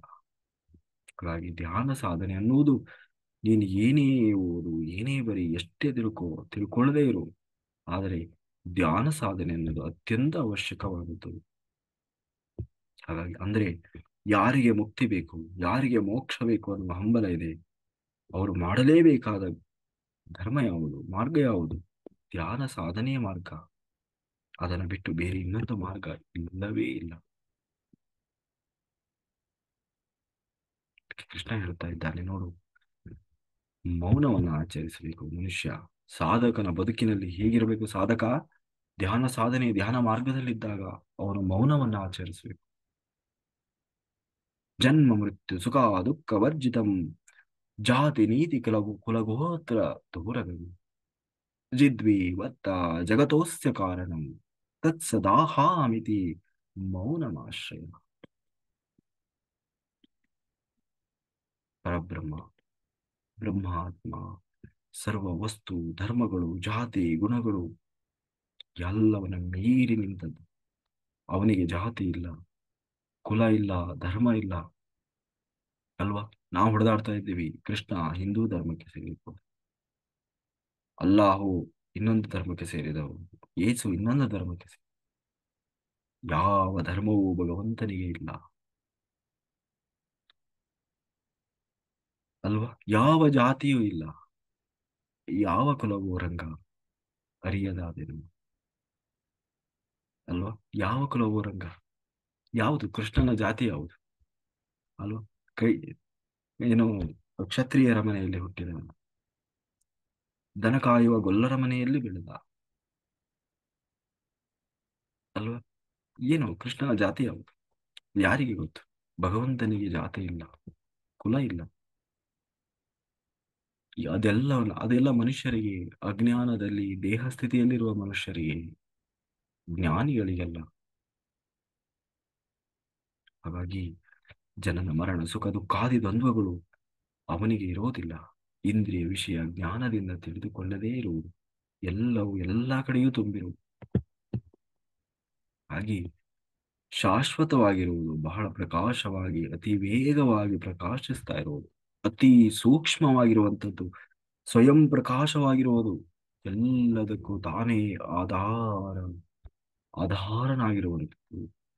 ಯಾವುದು ಆಧಾರವಿದ್ದು ಆ ತರಹ ಸರ್ವಾತ್ಮನು ನಾನೇ ಎನ್ನುವ ಭಾವನೆಯಿಂದ ಶುದ್ಧ ಅಂತಃಕರಣದಿಂದ ಧ್ಯಾನಿಸ್ತಾನೋ ಅವನು ಆ ಸರ್ವಾತ್ಮನನ್ನೇ ಹೊಂದುತ್ತಾನೆ. ಪರಮಾತ್ಮನು, ಪರಬ್ರಹ್ಮನು, ಆತ್ಮ ಧ್ಯಾನಿಯು, ಆತ್ಮ ಜ್ಞಾನದಿಂದಲೇ ಎಲ್ಲವನ್ನ ಹೊಂದುತ್ತೇವಲ್ಲದೆ ಬೇರೆ ಯಾವ ದಾರಿಯೂ ಇಲ್ಲ, ಯಾವ ಶಾರ್ಟ್ ಕಟ್ ಅನ್ನೋದಿಲ್ಲ. ನಾವು ಬನ್ನಿ 48 ದಿವಸದಲ್ಲಿ ನಿಮ್ಮನ್ನ ಎನ್ಲೈಟೆಡ್ ಮಾಸ್ಟರ್ ಮಾಡ್ತೇವೆ, ನಿಮಗೆ ಮೋಕ್ಷ ಕೊಡಿಸ್ತೇವೆ ಅಲ್ವ? ಪ್ಯಾಕೇಜ್ ಯಾವವೂ ಇಲ್ಲ. ಅಂದ್ರೆ ಎಲ್ಲವೂ ಒಂದು ಪ್ರಯತ್ನ ಅಷ್ಟೇ, ಆದ್ರೆ ಯಾರಿಂದಲೂ ಸಾಧ್ಯ ಇಲ್ಲ. ಶಾರ್ಟ್ ಕಟ್ ಅನ್ನೋದಿಲ್ಲ, ಸಾಧನೆ ಒಂದೇ ಏಕೈಕ ಮಾರ್ಗ. ಯಾರೇ ಆಗಿರಲಿ ಸಾಧನೆ ಮಾಡಬೇಕು, ಬೇರೆ ಯಾವ ದಾರಿಯೂ ಇಲ್ಲ. ನೀನು ಆದಿದೇವನು, ತ್ವಮಾದಿದೇವ ಪುರುಷ ಪುರಾಣ ಸ್ವಮಸ್ಯ ವಿಶ್ವಸ್ಯ ಪರಮಂ ನಿಧಾನ. ನೀನು ಆದಿದೇವ ಸನಾತನ ಪುರುಷನು, ನೀನು ಈ ಜಗತ್ತಿನ ದಾರಿ ಪರಮ ಐಶ್ವರ್ಯ. ಯಾರು ಹೀಗೆ ಅರ್ಥ ಮಾಡಿಕೊಳ್ತಾರೆ, ಆ ಪರಮಾತ್ಮನನ್ನ ಹಾಗೆ ಯಾರು ಚಿಂತನೆ ಮಾಡ್ತಾರೆ, ಆಗ ಅವನು ಎಂಥವನು ಆ ದೇವರನ್ನೇ ಹೋಗಿ ಹೊಂದಲಿಕ್ಕೆ ಸಾಧ್ಯ ಆಗ್ತದೆ. ಹಾಗಾಗಿ ನಮ್ಮಲ್ಲಿ ಯಾವಾಗಲೂ ಜಾಗೃತ ಸ್ಥಿತಿ ಇರಬೇಕು. ಯಾವ ಜಾಗೃತ ಸ್ಥಿತಿ? ಮೌನವಾಗಿರಬೇಕು. ಕೃಷ್ಣ ಹೇಳ್ತಾ ಇದ್ದಾನೆ, ಸಾಧಕನು ಯಾವಾಗಲೂ ಮೌನವಾಗಿರಬೇಕು. ಯಾವ ಮೌನ? ಅದನ್ನ ಮುಂದೆ ಹೇಳ್ತಾ ಇದ್ದಾನೆ. ನಾವು ಅಂದುಕೊಂಡ ಮೌನ ಅಲ್ಲ, ಕೃಷ್ಣ ಹೇಳ್ತಾ ಇರುವ ಮೌನವೇ ಬೇರೆ ಇದೆ. ನಾವು ಅನ್ಕೊಂಡಿದ್ದು ವಾಚಕ ಮೌನ, ಮಾತಾಡದೆ ಸುಮ್ಮನೆ ಕೂತ್ಕೊಳ್ಳೋದು. ಅದಕ್ಕೆ ಕೃಷ್ಣ ಹೇಳ್ತಾ ಇದ್ದಾನೆ ಮೌನವಾಗಿರಬೇಕು. ಹೇಗೆ? ಅಹಂ ಬ್ರಹ್ಮಾಸ್ಮಿ, ಆ ಸರ್ವಾತ್ಮ ನಾನೇ ಅನ್ನುವ ಜ್ಞಾನವನ್ನು ಮಾತ್ರ ತಲೆಯಲ್ಲಿ ಇಟ್ಟುಕೊಂಡು ಉಳಿದ ಯಾವ ವಿಚಾರವನ್ನೂ ಮನಸ್ಸಿನಲ್ಲಿ ಚಿಂತನೆ ಮಾಡಬಾರದು. ಅಹಂ ಬ್ರಹ್ಮಾಸ್ಮಿ, ಈ ಚಿಂತನೆ ಮಾತ್ರ ನಿರಂತರವಾಗಿ ನಿನ್ನ ಮನಸ್ಸಿನಲ್ಲಿ ತಲೆಯಲ್ಲಿ ಓಡ್ತಾ ಇರಬೇಕು. ಅದು ಬಿಟ್ಟು ಬೇರೆ ನೀನು ಸಂಕಲ್ಪ ವಿಕಲ್ಪಗಳನ್ನ ಮನಸ್ಸಿನ ಮೂಲಕ ಮಾಡಿದೆ ಅಂತಾದರೆ ಅದು ಮೌನವಾಗಲಿಕ್ಕೆ ಸಾಧ್ಯ ಇಲ್ಲ. ಕೃಷ್ಣ ಹೇಳ್ತಾ ಇರೋದು ಮನಸ್ಸಿನ ಮೌನದ ಬಗ್ಗೆ. ಗೊಂದಲಗಳ ಗೂಡಾಗಬಾರದು ಮನಸ್ಸು. ಮನಸ್ಸಿನಲ್ಲಿ ಒಂದೇ ಒಂದು ಸ್ಥಿತಿಯನ್ನು ಇಟ್ಕೊಳ್ಳಬೇಕು. ಏನು? ಅಹಂ ಬ್ರಹ್ಮಾಸ್ಮಿ, ನಾನೇ ಆ ಬ್ರಹ್ಮನಾಗಿದ್ದೇನೆ. ಆ ಬ್ರಹ್ಮ ಬೇರೆ ಅಲ್ಲ, ನಾನು ಬೇರೆ ಅಲ್ಲ, ನಾನು ಆ ಬ್ರಹ್ಮನ ಅಂಶನಾಗಿದ್ದೇನೆ. ಮನಸ್ಸೆನ್ನುವುದು ನಿರಂತರ ಆಲೋಚನೆಗಳ ಸಂಗ್ರಹ. ಶ್ವಾಸ ಲಯವಾಗುವ ನಾಸಿಕಾಗ್ರದಲ್ಲಿ, ಭೂಮಧ್ಯದಲ್ಲಿ, ಭ್ರೂಮಧ್ಯದಲ್ಲಿ ಮನಸ್ಸನ್ನು ಕೂಡ ಒಟ್ಟುಗೂಡಿಸಿ ನಿರಂತರ ಧ್ಯಾನ ಸಾಧನೆ ಮಾಡ್ತಾ ಇದ್ರೆ ಮನಸ್ಸು ಖಂಡಿತವಾಗಿ ಆಲೋಚನಾ ರಹಿತ ಸ್ಥಿತಿಗೆ ಬಂದೇ ಬರ್ತದೆ. ಶ್ವಾಸವನ್ನು ನಿರಂತರವಾಗಿ ಗಮನಿಸಿದೆ ಅಂತಾದ್ರೆ ಆಲೋಚನೆಗಳನ್ನು ಸಂಪೂರ್ಣವಾಗಿ ನಿಲ್ಲಿಸಬೇಕು. ನಮಗೆ ನಾವೇ ಕಮಾಂಡ್ ಕೊಡ್ಬೇಕು. ಏನೋ ತಲೆಯಲ್ಲಿ ಬರ್ತಾ ಇದೆ, ಅದು ಧ್ಯಾನದಲ್ಲೇ ಆಗ್ಬೇಕಂತೇನಿಲ್ಲ. ಸುಮ್ಮನೆ ಮಾತಾಡುವಾಗ, ಎಲ್ಲೋ ಏನೋ ನೋಡುವಾಗ ಏನೋ ಮನಸ್ಸಿನಲ್ಲಿ ಬರ್ತಾ ಇರ್ತದೆ. ಅವಾಗ ನಾವು ಆರ್ಡರ್ ಮಾಡಬೇಕು, ಅದಕ್ಕೆ ಏಯ್ ಸ್ಟಾಪ್ ಮಾಡು, ಸ್ಟಾಪ್. ನಮಗೆ ನಾವೇ ಆರ್ಡರ್ ಮಾಡ್ತಾ ಇರಬೇಕು. ಏನೋ ಒಂದು ಯಾರೋ ಏನೋ ಮಾಡ್ತಾ ಇದ್ದಾರೆ, ಮಾತಾಡ್ತಾ ಇದ್ದಾರೆ, ಯಾರೋ ಫೋನ್ ಮಾಡಿದ್ದಾರೆ, ನಿಮ್ಮದು ಮಾತಾಡಬೇಕು, ಅವ್ರದ್ದು ಮಾತಾಡಬೇಕು ಅಷ್ಟೇ. ಮೂರನೇ ವ್ಯಕ್ತಿಯ ಬಗ್ಗೆ ಮಾತಾಡಬಾರದು, ಅದು ಗಾಸಿಪ್ ಆಗ್ತದೆ. ಮೂರನೇ ವ್ಯಕ್ತಿಯ ಬಗ್ಗೆ ಮಾತಾಡ್ಲಿಕ್ಕೆ ಶುರು ಮಾಡಿದ್ರೆ ನೀವು ಕಮೆಂಟ್ ಮಾಡಬೇಕು, ಸ್ಟಾಪ್. ಮೂರನೇ ವ್ಯಕ್ತಿಯ ಬಗ್ಗೆ ಮಾತಾಡಬೇಡಿ. ನಿಮಗೆ ಮಾತಾಡ್ಬೇಕಾ, ನಿಮ್ಮ ಬಗ್ಗೆ ಹೇಳಿ. ನಿಮಗೆ ಏನಾದ್ರೂ ಕೇಳಬೇಕಾ, ನನ್ನ ಬಗ್ಗೆ ಕೇಳಿ. ಮೂರನೇ ವ್ಯಕ್ತಿಯ ಬಗ್ಗೆ ಮಾತನಾಡುವ ಅಧಿಕಾರ ನಮಗಿಲ್ಲ, ಮಾತಾಡಬಾರದು. ಈ ತರ ನಮ್ಮನ್ನ ನಾವು ಸಿದ್ಧ ಮಾಡಿಕೊಂಡ್ರೆ ಮಾತ್ರ ನಮ್ಮಲ್ಲಿ ಬದಲಾವಣೆ ಬರ್ತದೆ. ಅದು ಬಿಟ್ಟು ನಾವು ಪಾಠ ಕೇಳೋದು ಹೋಗೋದು, ಪಾಠ ಕೇಳೋದು ಹೋಗೋದು ಮಾಡಿದ್ರೆ ಸಾಧ್ಯ ಇಲ್ಲ. ಪ್ರಿನ್ಸಿಪಲ್ಗಳನ್ನ ನಾವು ಅಪ್ಲೈ ಮಾಡ್ಕೋಬೇಕು. ನೀವು ದೊಡ್ಡ ಗ್ರಂಥ ಹಿಡ್ಕೊಂಡು ದಿನನಿತ್ಯ ಓಡಾಡೋದು ಬೇಕಾಗಿಲ್ಲ. ಅರ್ಥ ಇರಲ್ಲ. ಒಂದು 5-6 ಪ್ರಿನ್ಸಿಪಲ್ ಇಟ್ಕೊಳ್ಳಿ ಸಾಕು. ನಾನು ಮೂರನೇ ವ್ಯಕ್ತಿಯ ಬಗ್ಗೆ ಮಾತಾಡಲ್ಲ, ಅದು ಒಳ್ಳೇದೋ ಕೆಟ್ಟದ್ದೋ ಏನೋ ಇರಲಿ, ಮಾತಾಡಿದ್ರೆ ನನ್ನ ಬಗ್ಗೆ ಮಾತಾಡ್ತೀನಿ, ಇಲ್ಲ ಎದುರುಗಡೆ ಇರುವ ವ್ಯಕ್ತಿಗಳ ಬಗ್ಗೆ ಮಾತಾಡ್ತೀನಿ ಅಷ್ಟೇ. No interfere. ಇನ್ನೊಂದು ಇನ್ನೊಬ್ಬ ವ್ಯಕ್ತಿಯ ಬದುಕಿನಲ್ಲಿ ನಾನು ಹೋಗಿ ಇಂಟರ್ಫಿಯರ್ ಆಗೋದಿಲ್ಲ. No interfere. ಅದು ಪ್ರಕೃತಿಯ ಧರ್ಮ, ಅದು ಅದೇ ಕರ್ಮ ಸಿದ್ಧಾಂತ. ಹಿಂಸೆ ಮಾಡೋ ಹಾಗಿಲ್ಲ, ಯಾರಿಗೂ ಹಿಂಸೆ ಮಾಡಲ್ಲ. ಪಶು ಪಕ್ಷಿ ಪ್ರಾಣಿ ಯಾವ ಜೀವರಾಶಿ ಆಗಿರಲಿ. ಹೇಗೆ ಹಿಂಸೆ ಅಂದ್ರೆ ಚಾಕು ತಗೊಂಡು ಚುಚ್ಚದೇ ಹಿಂಸೆ ಅಲ್ಲ. ಕಾಯ ವಾಚ ಮನಸ, ಮನಸ್ಸಿನಿಂದಲೂ ನೋಯಿಸಬಾರದು. ವಾಚ ವಾಚ ಮಾತಿನಿಂದಲೂ ನಿಂದಿಸಬಾರದು. ಕಾಯ ದೈಹಿಕವಾಗಿಯೂ ಯಾರಿಗೂ ದಂಡನೆ ಮಾಡುವುದು, ಇದು ಅತ್ಯಂತ ಪ್ರಮುಖವಾದದ್ದು. ಅದು ಆಹಾರಕ್ಕಾಗಿಯೇ ದಂಡಿಸ್ಬೇಕಂತೇನಿಲ್ಲ, ಯಾವುದಕ್ಕಾದ್ರೂ ಆಗಿರ್ಬೋದು. ಅನವಶ್ಯಕವಾಗಿ ಅಲ್ಲ, ನಾನು ದಾರಿಯಲ್ಲಿ ಹೋಗ್ತಾ ಇದ್ದೆ, ತುಳಿದು ಬಿಟ್ಟೆ, ಏನೋ ಒಂದು ಸಣ್ಣ ಜೀವಿನೋ ಬಸವನೋಡೋ ಏನೋ ಹೋಗ್ತಾ ಇತ್ತು, ಗೊತ್ತಾಗ್ಲಿಲ್ಲ, ತುಳಿದು ಬಿಟ್ಟೆ, ಅದು ಅದ್ರ ಕರ್ಮ. ಖಂಡಿತ ಅದು ನಮಗೆ ಕರ್ಮ ಬರೋದಿಲ್ಲ. ಆದ್ರೆ ನಾವಾಗೆ ಹುಡುಕಿಕೊಂಡು ಹೋಗಿ ತುಳಿಬಾರ್ದು. ಅನಿವಾರ್ಯವಾಗಿ ಸತ್ತೋದ್ರೆ ಅದು ನಾವು ಜವಾಬ್ದಾರರಲ್ಲ. ಇದು ಕರ್ಮ ಸಿದ್ಧಾಂತ. ಅರ್ಥ ಆಯ್ತಲ್ಲ. ಉದಾಹರಣೆಗೆ ಜೋರ್ ಸ್ಪೀಡ್ ಆಗಿ ಕಾರಲ್ಲಿ ಹೋಗ್ತಾ ಇರ್ತೀರಿ ಅಲ್ವಾ. ಯಾವುದೋ ಒಂದು ನಾಯಿನೋ ಏನೋ ಬರ್ತಾ ಇರ್ತದೆ, ಬೇಕು ಅಂತಲೇ ಅದನ್ನ ಸೈಡ್ ತಗೊಂಡೋಗಿ ಗುದ್ಸೋದು, ಇದರಿಂದ ಕರ್ಮ ಬರ್ತದೆ. ನೀವು ಸ್ಪೀಡ್ ಆಗಿ ಹೋಗ್ತಾ ಇದ್ರಿ, ಯಾವುದೋ ಒಂದು ನಾಯಿ ಅಡ್ಡ ಬಂತು, ಅದನ್ನು ತಪ್ಪಿಸ್ಲಿಕ್ಕಾಗಿ ನೀವು ಪ್ರಯತ್ನ ಮಾಡಿದ್ರೆ ಆದ್ರೂ ಬಂದು ಅದು ಸಿಕ್ಕು ಚಟ್ನಿ ಆಗ್ಬಿಡ್ತು, ಸತ್ತೇ ಹೋಯ್ತು ಪಾಪ. ಹಾಗಾದ್ರೆ ಕರ್ಮ ಬರ್ತದ? ಖಂಡಿತ ಕರ್ಮ ಬರೋದಿಲ್ಲ, ಖಂಡಿತ ಕರ್ಮ ಬರೋದಿಲ್ಲ. ಅದು ಅದ್ರ ಕರ್ಮ, ಅದು ಅದು ಅಲ್ಲಿ ಸಿಕ್ಕು ಸಾಯ್ಬೇಕು ಅನ್ನೋದು ಅದ್ರ ಕರ್ಮ. ಅಲ್ಲಿ ನೋ ಇಂಟರ್ಫಿಯರ್, ನಾವು ಇಂಟರ್ಫಿಯರ್ ಆಗ್ಲಿಲ್ಲ, ಅಲ್ಲಿ ನಾವು ಒಂದು ಮಾಧ್ಯಮ ಆದಿವಿ ಅಷ್ಟೇ. ಜನನ ಮರಣ ಚಕ್ರದಲ್ಲಿ ನಾವು ಒಂದು ಮಾಧ್ಯಮವಾದಿವಿ. ಅದೇ ಅದ್ರ ಪಾಡಿಗೆ ಅದು ಹೋಗ್ತಾ ಇತ್ತು, ನಿಮ್ ಪಾಡಿಗೆ ನೀವು ಹೋಗ್ಬೋದಿತ್ತು, ಅವಕಾಶ ಇತ್ತು. ನಿಮ್ ಪಾಡಿಗೆ ನೀವು ಹೋಗಿದ್ರೆ ಅದ್ರ ಪಾಡಿಗೆ ಅದು ಹೋಗ್ತಿತ್ತು. ಹಾಗೆ ಮಾಡಲ್ಲ, ತಮಾಷೆ ಚೇಷ್ಟೆ ಮಾಡೋದು. ಜಸ್ಟ್ ಹಿಂಗೆ ತಗೊಂಡ ಪಾಪ ಗುದ್ದಿದ ಹೋದ, ಅದ್ರ ಸೊಂಟನೇ ಮುರಿದೋಯ್ತು. ಇಂಟರ್ಫಿಯರ್ ಮಾಡಿದ್ವಿ ನಾವು, ಅದರ ಜೀವನದಲ್ಲಿ ಇಂಟರ್ಫಿಯರ್ ಆದ್ವಿ, ಮತ್ತೆ ಹಿಂಸೆ ಎರಡೂ ಆಯ್ತು. ಈ ಅಧಿಕಾರ ಯಾರಿಗೂ ಇಲ್ಲ, ಯಾರಿಗೂ ಇಲ್ಲ. ಇದು ಬರೀ ಪಶು ಪಕ್ಷಿ ಪ್ರಾಣಿಗಳದ್ದು ಮಾತ್ರ ಅಲ್ಲ, ಮನುಷ್ಯನ ಜೀವನದಲ್ಲೂ ಅಷ್ಟೇ. ಇನ್ನೊಬ್ಬರ ಜೀವನದಲ್ಲಿ ನಾವು ಮೂಗು ತುರಿಸುವ ಅಧಿಕಾರ ಯಾರಿಗೂ ಇಲ್ಲ. ಯಾಕೆಂದ್ರೆ ಯಾವ ಘಟನೆಯೂ ಕೂಡ, ಯಾವ ಇದು ಕೂಡ ಕಾರಣ ಕಾರ್ಯಕಾರಣ ಸಂಬಂಧ ಇಲ್ಲದೆ ಯಾವುದು ನಡೀತಾ ಇಲ್ಲ, ನಮಗೆ ಗೊತ್ತಾಗ್ತಾ ಇಲ್ಲ ಅಷ್ಟೇ. ಪ್ರತಿಯೊಂದು ಘಟನೆಯ ಹಿಂದೆ ಒಂದು ಕಾರಣ ಅನ್ನೋದು ಇದ್ದೇ ಇರ್ತದೆ. ಅದು ಆತ್ಮಗಳಿಗೆ ಸಂಬಂಧಪಟ್ಟ ವಿಚಾರ. ಅದರಲ್ಲಿ ಹೋಗಿ ನಾವು ಇಂಟರ್ಫಿಯರ್ ಆಗಬಾರದು. ಆದ್ರೆ ಏನಾಗ್ತದೆ, ಡಿಸ್ಟರ್ಬ್ ಮಾಡ್ದಂಗಾಗ್ತದೆ. ಆ ಸೋಲ್ ಪ್ಲಾನ್ ಅನ್ನು ನಾವು ಡಿಸ್ಟರ್ಬ್ ಮಾಡ್ದಂಗೆ ಆಗ್ತದೆ. ಅದರಿಂದ ಏನಾಗ್ತದೆ, ಕರ್ಮ ಬರ್ತದೆ.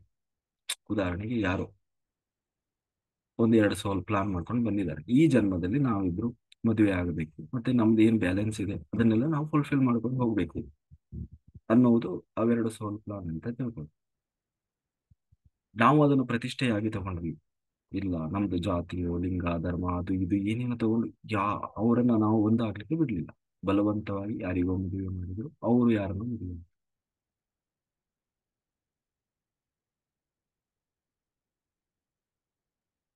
ಅವರ ಸೋಲ್ ಏನು ಜರ್ನಿ ಏನಿತ್ತು ಅದಕ್ಕೆ ನಾವು ಡಿಸ್ಟರ್ಬ್ ಮಾಡಿದ್ವಿ.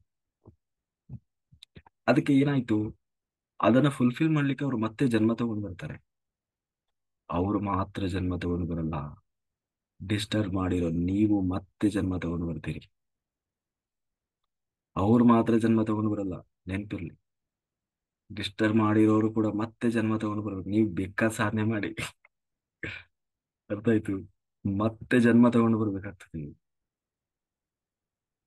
ಹಾಗಾಗಿ ಒಂದು ಸೋಲ್ ಜರ್ನಿ ಒಳಗೆ ಇಂಟರ್ಫಿಯರ್ ಆಗ್ತಾ ಇದೀವಿ ಅಂತಂದ್ರೆ ಯೋಚನೆ ಮಾಡಬೇಕು. ಅವ್ರ ಲೈಫಲ್ಲಿ ಇಂಟರ್ಫಿಯರ್ ಆಗ್ತಾ ಇಲ್ಲ, ನೀವು ನಿಮ್ಮ ಕಾಲ್ ಮೇಲೆ ನೀವು ಚಪಡಿ ಕಲ್ಲು ಹಾಕೊಂತಾ ಇದ್ದೀರಿ ಅಂತ ಅರ್ಥ. ಹಾಗಾಗಿ ಸಾಧನೆ ಮಾಡುವಾಗ ನನ್ನ ಆತ್ಮ ಚೈತನ್ಯಕ್ಕೆ ಏನ್ ಬೇಕು ಅಷ್ಟು ಮಾತ್ರ ನಾವು ಗಮನಿಸ್ಬೇಕು. ಇಲ್ಲ ಅಂತಂದ್ರೆ ನಮಗ್ ನಾವೇ ತಗೊಂಡು ಹಾಕೊಂಡಂಗೆ ಆಗ್ತದೆ. ಯಾಕೆಂದ್ರೆ ಕರ್ಮ ಅನ್ನೋದು, ನೀವ್ ಏನೇ ವಾದ ಮಾಡಿದ್ರು ಮೇಲ್ ಹೋದಾಗ ಅದು ಆಗುದೇ ಇಲ್ಲ. ಮೇಲೆ ನೀನ್ ಯಾರಪ್ಪ ಅಲ್ಲಿ ಡಿಸ್ಟರ್ಬ್ ಮಾಡ್ಲಿಕ್ಕೆ ಹೇಳಿದ್ದು? ನೀನ್ ನೋಡ್ಕೊಂಡು ಹೋಗ್ಬೇಕಿತ್ತಲ್ವಾ, ನಿಂದ ಎಷ್ಟಿದೆ ಡ್ಯೂಟಿ ಅಷ್ಟು ಮಾಡ್ಬೇಕಿತ್ತು. ಮೇಲೆ ಅಲ್ಲಿ ವಾದ ನಡೀತದೆ. ಎಲ್ಲಿ? ಕಾರಣ ಲೋಕದಲ್ಲಿ, ಯಮಲೋಕದಲ್ಲಿ ವಿವಾದಗಳು ನಡೀತದೆ. ಅವ್ರ ಪಾಡಿಗೆ ಅವ್ರಿಗೆ ಪ್ಲಾನ್ ಮಾಡ್ಕೊಂಡು ಹೋಗಿದ್ರಪ್ಪ. ನಿನ್ ಡ್ಯೂಟಿ ಏನಿತ್ತು ಅಷ್ಟ್ ಮಾಡ್ಬೇಕಿತ್ತು. ನೀನ್ ಯಾಕೆ ಅವರಿಗೆ ಡಿಸ್ಟರ್ಬ್ ಮಾಡಿದೆ? ಆಯ್ತು, ಈಗ ಹೋಗು. ಅವ್ರು ಮತ್ತೆ ಹೋಗ್ತಾರೆ, ನೀನು ಅವ್ರ ಜೊತೆ ಹೋಗು ಅಷ್ಟೇ. ಬರ್ತಾ ಇರ್ಬೇಕು, ಅಲ್ಲಿ ಇರಕ್ಕೂ ಜಾಗ ಕೊಡಲ್ಲ ಅಲ್ಲಿ. ಅರ್ಥ ಆಯ್ತಲ್ಲ? ಹಾಗೆ ಅಂದ್ರೆ ಅಷ್ಟು ಸೂಕ್ಷ್ಮವಾಗಿದೆ, ನಾವು ತಿಳ್ಕೊಂಡಷ್ಟು ಸುಲಭ ಇಲ್ಲ. ಹಾಗಾಗಿ ಅದಕ್ಕೆ ಕೃಷ್ಣ ಹೇಳ್ತಾ ಇದ್ದಾನೆ, ಅಹಂ ಬ್ರಹ್ಮಾಸ್ಮಿ, ಸರ್ವಾತ್ಮ ನಾನೇ ಆಗಿದ್ದೇನೆ ಅನ್ನುವುದನ್ನು ಮಾತ್ರ ನಿನ್ನ ತಲೆಯಲ್ಲಿ ಇಟ್ಟುಕೊಂಡು ಉಳಿದದನ್ನೆಲ್ಲ ಮರೆತು ಬಿಡು. ಯಾವುದನ್ನು ಚಿಂತನೆ ಮಾಡಬೇಡ. ಸಂಕಲ್ಪ ವಿಕಲ್ಪಗಳನ್ನು ಮಾಡ್ತಾ ತಲೆಯಲ್ಲಿ ಏನೇನೋ ಬರಬಾರ್ದು. ಚಿತ್ತವೃತ್ತಿ ನಿರೋಧ ಅಂದ್ರೆ ಮನಸ್ಸಲ್ಲಿ ಇರೋದು ಹೋಗುವುದು ಮಾತ್ರ ಅಲ್ಲ, ಹೊಸದಾಗಿ ನಾವು ಅದಕ್ಕೆ ತುಂಬಿಸಬಾರದು. ಏನೋ ಆಲೋಚನೆ ಬರ್ತಾ ಇದೆ, ಏನೋ ಕೆಲಸ ಮಾಡ್ತಾ ಇದ್ದೀರಿ, ಅಡಿಗೆ ಮಾಡ್ತಾ ಇದ್ದೀರಿ, ಅಲ್ವಾ ಇನ್ನೇನೋ ಕೆಲಸ ಮಾಡ್ತಾ ಇದ್ದೀವಿ, ಸುಮ್ಮನೆ ಕೂತಿದ್ದೀವಿ, ಅವಾಗ ಏನೋ ಆಲೋಚನೆ ಬಂತು, ಅದು ಅವಶ್ಯಕತೆ ಇದೆಯಾ ನೋಡ್ಬೇಕು. ಅವಶ್ಯಕತೆ ಇಲ್ಲ ಅಂದ್ರೆ ಅಲ್ಲಿಗೆ ಹೇಳಬೇಕು, ನಾವು ಕಮೆಂಟ್ ಮಾಡ್ಬೇಕು, ಸ್ಟಾಪ್, ಸಾಕು, ಇಲ್ಲಿಗೆ ನಿಲ್ಸು. ಆಗ ಅದು ಸ್ಟಾಪ್ ಆಗ್ತದೆ. ಆಗ ಅದು ಸ್ಟಾಪ್ ಆಗ್ತದೆ. ಹಾಗೆ ನಮಗೆ ನಾವೇ ಅದನ್ನ ನಿಯಂತ್ರಣ ಮಾಡ್ತಾ ಹೋಗ್ಬೇಕು ಹೊರತು ತನ್ನಷ್ಟಕ್ಕೆ ತಾನಾಗಿ ಆಗೋಲ್ಲ. ಪ್ರಯತ್ನ ಪೂರ್ವಕವಾಗಿ ಮಾತ್ರ ಆಗುವಂಥದ್ದು. ತನ್ನಷ್ಟಕ್ಕೆ ತಾನಾಗಿ ನಾವು ಎಲ್ಲ ಆತ್ಮಗಳು ಅಂತ ನೋಡ್ಲಿಕ್ಕೆ ಸಾಧ್ಯ ಇಲ್ಲ. ನಾವು ಪ್ರಯತ್ನ ಮಾಡಬೇಕು. ಅದಕ್ಕೆ ಕೃಷ್ಣ ಹೇಳಿದ, ಅದಕ್ಕೆ ಕೇಳ್ತಾ ಇದ್ದಾನೆ ಯಾರೋ ಅರ್ಜುನ, ಹೌದು ನೀನೇನು ದೇವರು, ನೀನ್ ಹೇಳ್ತಾ ಇದ್ದೀಯ, ಅದು ನಮ್ಮಿಂದ ಸಾಧ್ಯ ಆಗ್ಬೇಕಲ್ವಾ? ಯಾಕೆಂದ್ರೆ ಈ ಇಂದ್ರಿಯಗಳು, ಈ ಮನಸ್ಸು, ಇದನ್ನೆಲ್ಲ ನಿಯಂತ್ರಣ ಮಾಡೋದು ಹೇಗೆ? ಅದಕ್ಕೆ ಕೃಷ್ಣ ಹೇಳ್ತಾ ಇದ್ದಾನೆ, ಅದಕ್ಕೆ ಹೇಳ್ತಾ ಅಭ್ಯಾಸ ಮಾಡಬೇಕು. ಅಭ್ಯಾಸ ಮಾಡಿದ್ರೆ ಎಲ್ಲವೂ ಸಾಧ್ಯ ಇದೆ.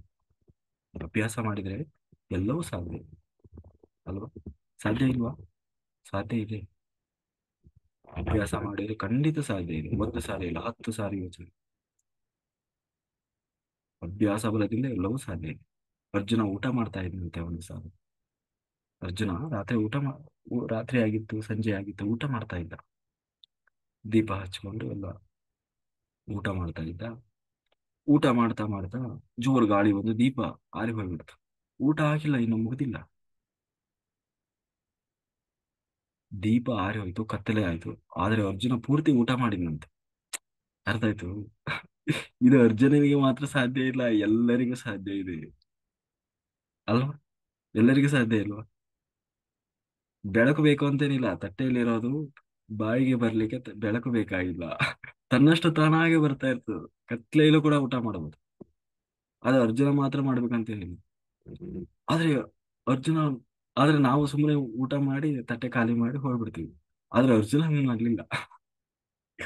ಕೂಡ್ಲೆ ಅವನ ತಲೆಗೆ ಬಂತು, ಅರೆ ಇದೇ ಸಾಧ್ಯ ಆಯ್ತು. ಬೆಳಕಿಲ್ಲ, ಆದ್ರೆ ನಾನು ಊಟ ಮಾಡ್ತಾನೆ ಇದ್ದೇನೆ. ಇದು ಹೇಗೆ ಸಾಧ್ಯ? ಕಾಣಿಸಲ್ಲಲ್ಲ, ಬಾಯಿ ಎಲ್ಲಿದೆ ಅಂತ ಕಾಣಿಸಲ್ಲ, ಕೈಗೆ ಕಾಣಿಸ್ತಾ ಇದೆಯಾ, ಕಣ್ಣಿಗೆ ನಮ್ಗೆ ಗೊತ್ತಾಗ್ತಾ ಇದೆಯಾ? ಇಲ್ಲ. ಆದ್ರೆ ಎಲ್ಲೆಲ್ಲೋ ಹೋಗ್ತಾ ಇಲ್ಲ, ಹಿಂಗೆ ಹಿಂಗೆ ಹಿಂಗಂಗ ಹೋಗ್ತಾ ಇಲ್ಲ, ಕರೆಕ್ಟ್ ಕೈ ತಗೊಂಡ್ರೆ ಸೀದಾ ಬಾಯಿಗೆ ಹೋಗ್ತಾ ಇದೆ.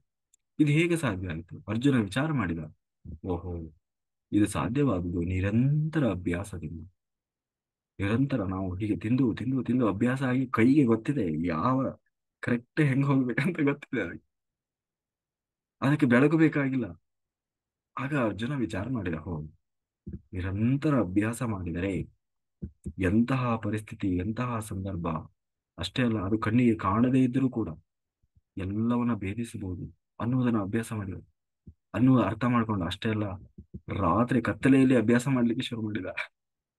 ಅಭ್ಯಾಸ ಇದ್ರೆ ಕತ್ತಲೆಯಲ್ಲಿ ಕೂಡ ಬಾಣ ಬಿಡಬಹುದು ಅನ್ನೋದನ್ನ ಕಲಿತ. ಕತ್ತಲೆಯಲ್ಲಿ ಊಟ ಮಾಡಬಹುದು ಅನ್ನೋದಾದ್ರೆ ಕತ್ತಲೆಯಲ್ಲಿ ಬಾಣ ಬಿಡ್ಲಿಕ್ಕೆ ಯಾಕೆ ಸಾಧ್ಯ? ಅದಕ್ಕೆ ಕತ್ತಲೆಯಲ್ಲಿ ಏನ್ ಮಾಡಿದ, ಬಾಣ ಬಿಡಿಯೋದನ್ನ ಅಭ್ಯಾಸ, ಹೆಚ್ಚು ಹೆಚ್ಚು ಅಭ್ಯಾಸ, ಹಗಲು ರಾತ್ರಿ ಅಭ್ಯಾಸ ಮಾಡ್ಲಿಕ್ಕೆ ಶುರು ಮಾಡಿದ. ಅಲ್ವ?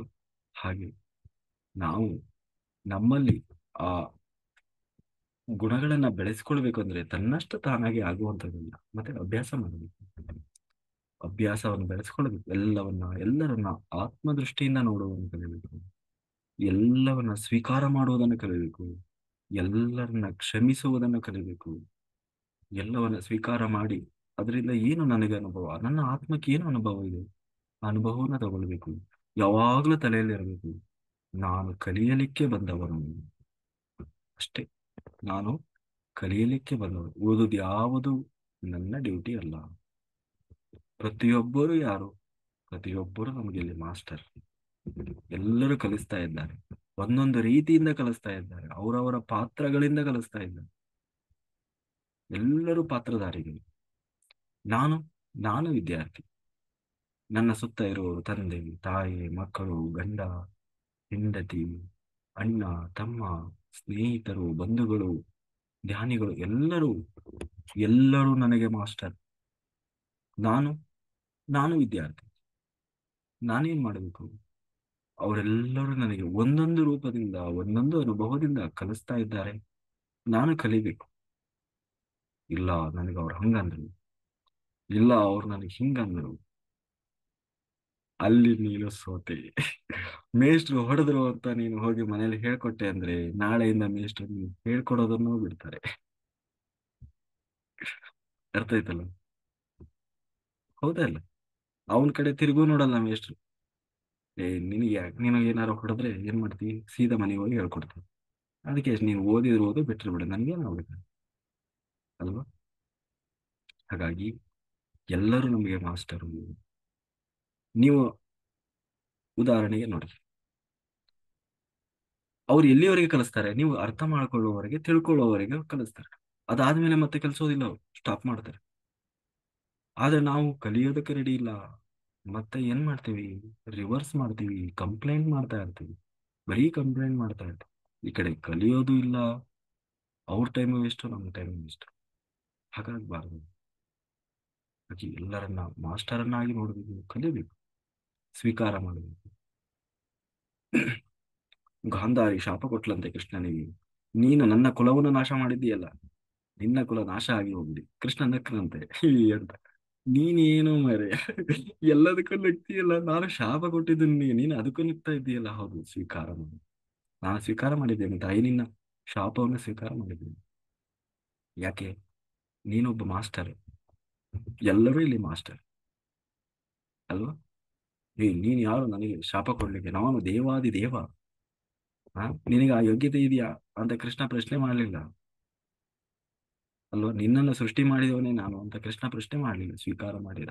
ತಾಯಿ, ಖಂಡಿತ ನಿನ್ನ ಶಾಪವನ್ನ ನಾನು ಸ್ವೀಕಾರ ಮಾಡಿದ್ದೇನೆ. ಅಷ್ಟೇ ಅಲ್ಲ, ನಾನು ಹೇಳ್ತಾ ಇದ್ದೇನೆ ನಿನ್ನ ಶಾಪ ಫಲಿಸ್ತದೆ ಅಂತ. ಯಾಕೆಂದ್ರೆ ಕೃಷ್ಣ ಅದನ್ನು ಸ್ವೀಕಾರ ಮಾಡಿಲ್ಲ ಅಂದ್ರೆ ಅದೇನು ಅವನಿಗೆ ತಾಗ್ತಾ ಇರ್ಲಿಲ್ಲ.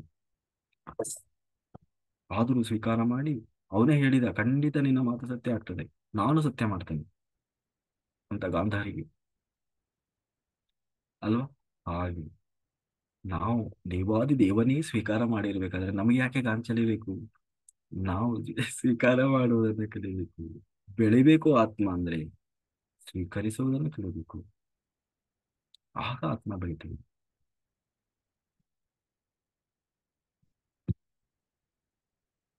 ಹಾಗಾಗಿ ಮೌನವಾಗಿರ್ಬೇಕು. ಮೌನ ಅಂತಂದ್ರೆ ಇಲ್ಲ ಸಲ್ಲದ ಆಲೋಚನೆಯನ್ನು ತಲೆಯಲ್ಲಿ ತುಂಬ್ಕೋಬಾರ್ದು, ಏನೇನೋ ಥಿಂಕ್ ಮಾಡ್ತಾ ಇರಬಾರ್ದು. ಅದೇ ನಿಜವಾದ ಮೌನ. ಅದು ಬಿಟ್ಟು ಬಾಯಲ್ಲಿ ಮಾತಾಡದೆ ಸುಮ್ಮನೆ ಇರೋದು ಮೌನ ಅಲ್ಲ. ಹಾಗಾಗಿ ಅದನ್ನ ಕೃಷ್ಣ ಹೇಳ್ತಾ ಇರೋದು. ಏನು ಯೋಚನೆ ಮಾಡಬೇಡ, ಅಹಂ ಬ್ರಹ್ಮಾಸ್ಮಿ ಅನ್ನುವ ಜ್ಞಾನ ತಲೆಯಲ್ಲಿ ಯಾವಾಗ್ಲೂ ಅದೊಂದು ತಲೆಯಲ್ಲಿ ಇಟ್ಕೊಂಡ್ ಬಿಡಪ್ಪ ನೀನು, ಬೇರೆ ಯಾವುದನ್ನು ಚಿಂತನೆ ಮಾಡಬೇಡ.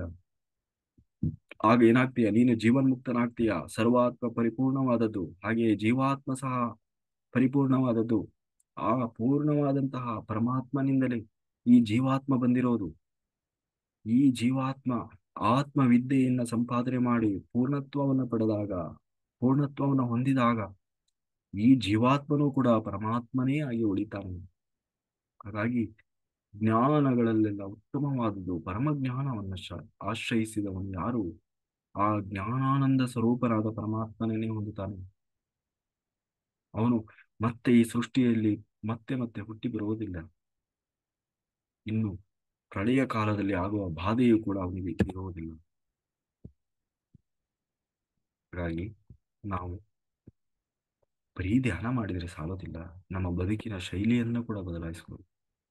ಬದುಕುವ ಶೈಲಿ, ಆಗ ಮಾತ್ರ ನಮ್ಮಲ್ಲಿ ಬದಲಾವಣೆ ಬರ್ತದೆ. ನಾನು ಬಹಳ ದಿನದಿಂದ ಧ್ಯಾನ ಮಾಡ್ತಾ ಇದ್ದೇನೆ ಸ್ವಾಮಿ, 3-4 ವರ್ಷದಿಂದ ಧ್ಯಾನ ಮಾಡ್ತಾ ಇದ್ದೇನೆ, ನನಗೆ ಏನು ಬದಲಾವಣೆ ಆಗಿಲ್ಲ. ಬರೀ ಧ್ಯಾನದಿಂದ ಸಾಧ್ಯ ಇಲ್ಲ, ಬದುಕುವ ಶೈಲಿಯನ್ನ ಬದಲಾಯಿಸಿಕೊಳ್ಳಿ. ನೀವು ಬೇಕಾದ್ರೆ ನೋಡಿ, ಸ್ವೀಕಾರ ಮಾಡುವುದನ್ನು ಕಲಿಯಿರಿ. ಯಾವುದು ನಿಮಗೆ ಸಮಸ್ಯೆಯಾಗಿ ಕಾಣೋದೇ ಇಲ್ಲ. ಯಾರು ನಿಮಗೆ ಇರಿಟೇಷನ್ ತರ ಅನ್ಸೋದೇ ಇಲ್ಲ. ಯಾರು ನಿಮಗೆ ಶತ್ರುಗಳ ಹಾಗೆ ಕಾಣಿಸಲ್ಲ ಅಲ್ವಾ? ನಿಮಗೆ ಕಂಪ್ಲೇಂಟ್ಸೇ ಇರೋಲ್ಲ ನಿಮ್ ಲೈಫಲ್ಲಿ. ನಾನು ನನ್ನಷ್ಟು ಹ್ಯಾಪಿಯೆಸ್ಟ್ ಪರ್ಸನ್ನೇ ಇಲ್ಲ ಅನ್ನೋಷ್ಟು ಖುಷಿಯಾಗಿರ್ತೀರಿ. ನಮ್ಮತ್ತೆ ಕೈ ಕೈ ಮಾಡ್ತಾಳೆ ಅನ್ನೋ ಇಲ್ಲ. ನಿಮಗೆ ಮಾಸ್ಟರ್ ಅವರು ಕಲಿಸ್ತಾ ಇದ್ದಾರೆ, ಕಲೀರಿ. ನೋ ಕಂಪ್ಲೇಂಟ್ ಇಲ್ಲ. ನನ್ನ ಸೊಸೆ ನನ್ನ ಮಾತು ಕೇಳ್ತಾ ಇಲ್ಲ. ಇಲ್ಲ, ಅವರು ಒಬ್ಬ ಮಾಸ್ಟರ್ ಏನೋ ಕಲಿಸ್ತಾ ಇದ್ದಾರೆ ನಿನಗೆ. ನಮ್ಮ ಗಂಡ ಹಾಗೆ, ನನ್ನ ಹೆಂಡತಿ ಹೀಗೆ, ಸಮಸ್ಯೆ ಇಲ್ಲೇ ಇಲ್ಲ. ಇಬ್ಬರನ್ನ ಸ್ವೀಕಾರ ಮಾಡಿದ್ರೆ ಸಮಸ್ಯೆಯೇ ಇಲ್ಲ ಅಲ್ವಾ? ಜಗಳ ಇಲ್ಲ, ಡಿಸ್ಟರ್ಬೆನ್ಸ್ ಇಲ್ಲ, ಆ ಮಾನಸಿಕವಾಗಿ ಡಿಪ್ರೆಷನ್ ಹೋಗೋದಿಲ್ಲ, ಅದರಿಂದ ಮಕ್ಕಳಿಗೆ ಪ್ರಭಾವ ಬೀರಲ್ಲ. ಎಲ್ಲ ಎಷ್ಟು ಸುಲಭ ಇದೆ ಎಲ್ಲ. ಬದುಕು ಎಷ್ಟು ಸುಲಭ ಇದೆ, ನಾವು ಅದನ್ನ ಡಿಫಿಕಲ್ಟ್ ಮಾಡ್ಕೊಂತ ಇದೀವಿ. ಯಾಕೆ? ಹೀಗೆ ಎಕ್ಸ್ಪೆಕ್ಟೇಷನ್, ಅಜ್ಞಾನದಿಂದ ಎಕ್ಸ್ಪೆಕ್ಟೇಷನ್. ಹಾಗೆ ಇರ್ಬೇಕು, ಹೀಗೆ ಇರ್ಬೇಕು, ಅವ್ರು ಹಾಗೆ ಮಾಡ್ಬೇಕು, ಹೀಗೆ ಮಾಡ್ಬೇಕು ಅನ್ನೋ ಎಕ್ಸ್ಪೆಕ್ಟೇಷನ್. ಯಾಕೆ ಇಟ್ಕೋಬೇಕು? ಪ್ರತಿಯೊಂದು ಆತ್ಮವು ಕೂಡ ಒಂದು ಸ್ವತಂತ್ರ ಆತ್ಮ. ಪ್ರತಿಯೊಂದು ಆತ್ಮವು ಕೂಡ ಒಂದು ಸ್ವತಂತ್ರ ಆತ್ಮ. ಆತ್ಮಕ್ಕೆ ತನ್ನದೇ ಆದ ಒಂದು ದಾರಿ ಅನ್ನೋದಿದೆ. ಅದನ್ನ ಅದು ಅರ್ಥ ಮಾಡ್ಕೊಳ್ಬೇಕು. ಹಾಗೆ ಬದುಕಲಿಕ್ಕೆ ಬಿಡಬೇಕು ನಾವು.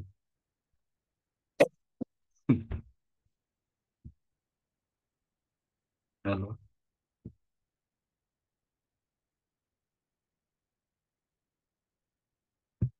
ಕಾಯೇನ ವಾಚ ಮನಸ್ಸೇಂದ್ರಿಯ ಬುದ್ಧ್ಯಾತ್ಮನಾದ ಪ್ರಕೃತಿ ಸ್ವಭಾವ ಕರೋಮಿ ಅಭ್ಯಾಸಗಳಂತರಸ್ಮಿ ನಾರಾಯಣ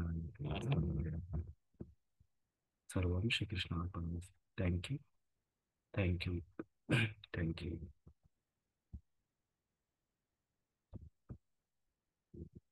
ಓಕೆ ಮಾಸ್ಟರ್ಸ್, ಯಾರಿಗಾದ್ರೂ ಏನಾದ್ರು ಡೌಟ್ ಇದ್ರೆ ಹ್ಯಾಂಡ್ ರೈಸ್ ಮಾಡಿ ಮಾತಾಡಿ.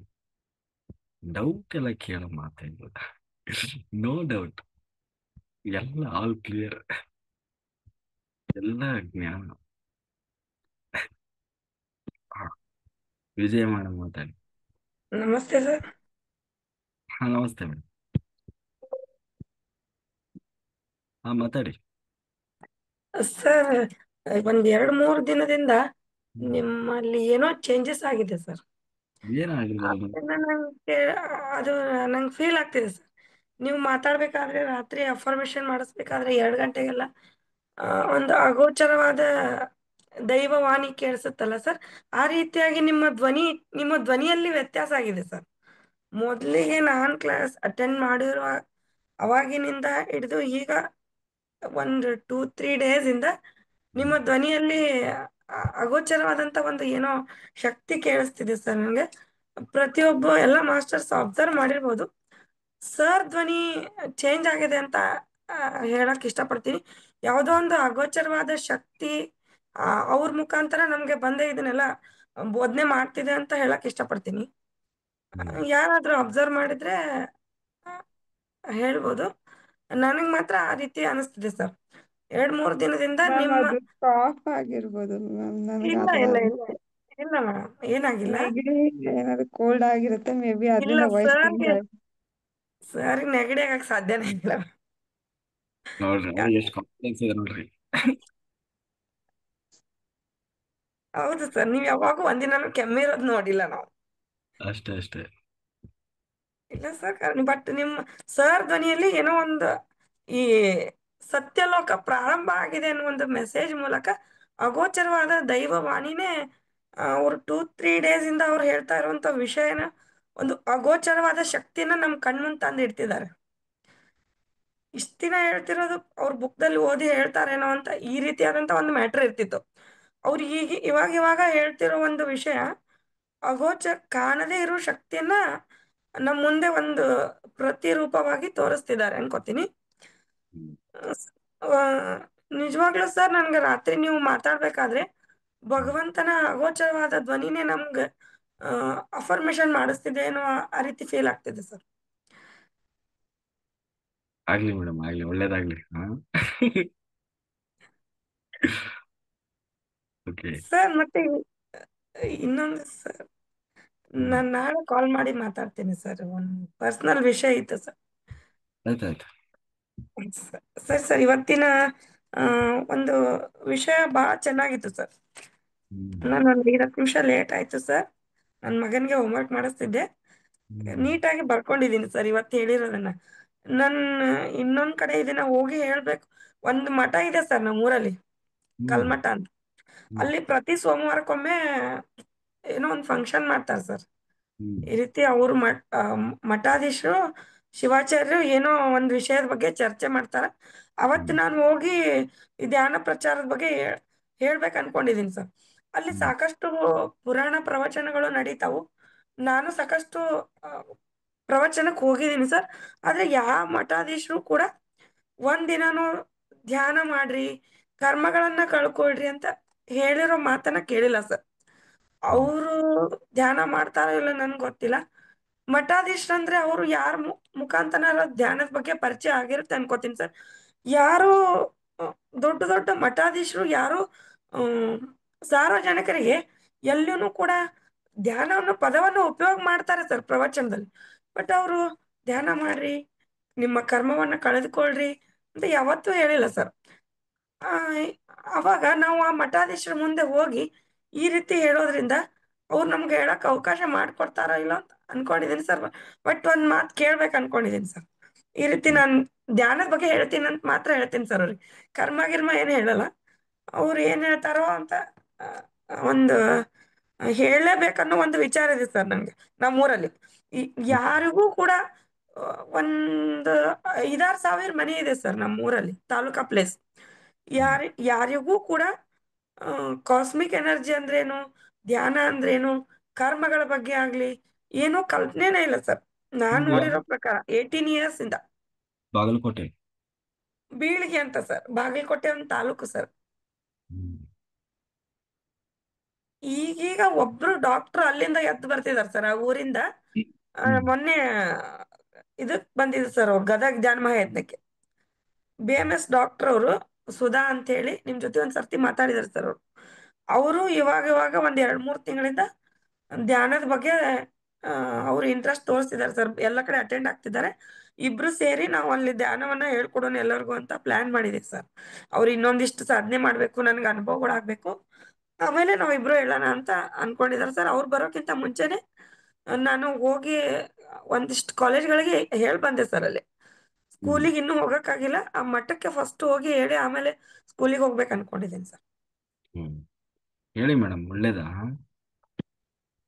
ಸಹಕಾರ ಸಿಗ್ತದೆ, ಸಿಗಲ್ಲ ಅಂತ ಅನ್ಕೋಬಾರ್ದು.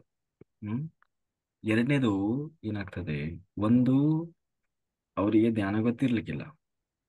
ಎರಡನೇದು ಭಕ್ತರ ಸಂಖ್ಯೆ ಕಡಿಮೆ ಆಗ್ತದೆ. ಮಠದ ಭಕ್ತಾದಿಗಳ ಸಂಖ್ಯೆ ಕಡಿಮೆ ಆಗ್ತದೆ, ಫಾಲೋವರ್ಸ್ ಕಡಿಮೆ ಆಗ್ತಾರೆ. ಅರ್ಥ ಆಯ್ತು. ಅದರಲ್ಲೂ ಒಂದು ಸ್ವಾರ್ಥ ಇರ್ತದೆ. ಎಷ್ಟೋ ಜನರಿಗೆ ಭಕ್ತಿ ಮಾರ್ಗದಲ್ಲಿ ಇರುವಂತ ಮಠಾಧೀಶರಿರ್ಬೋದು, ಸ್ವಾಮಿಗಳಿರ್ಬೋದು, ಅವ್ರಿಗೆ ಗೊತ್ತಿರ್ತದೆ, ಎಲ್ಲಾ ಬೋಧನೆ ಮಾಡ್ತಾರೆ, ಪ್ರವಚನ ಮಾಡುವಾಗ ಧ್ಯಾನ ಮಾರ್ಗ ಎಲ್ಲ ಹೇಳ್ತಾರೆ. ಅವರು ಒಳಗೆ ಧ್ಯಾನ ಮಾಡ್ತಾರೋ ಬಿಡ್ತಾರೋ ಅದು ಗೊತ್ತಿಲ್ಲ. ಆದ್ರೆ ಧ್ಯಾನ ಮಾಡಿ ಅಂತ ಹೇಳೋಲ್ಲ, ಮಾಡಿ ಅಂತ ಹೇಳ್ತಾರೆ, 2 ನಿಮಿಷ ಮಾಡಿ. ಅದು ಯಾವಾಗ? ಪೂಜೆ ಮಾಡುವಾಗ ಅಂತ ಹೇಳಿ. ಯಾಕೆ? ಯಾಕೆ ಅಂತಂದ್ರೆ ಭಕ್ತರ ಸಂಖ್ಯೆ ಕಡಿಮೆ ಆಗ್ತದೆ.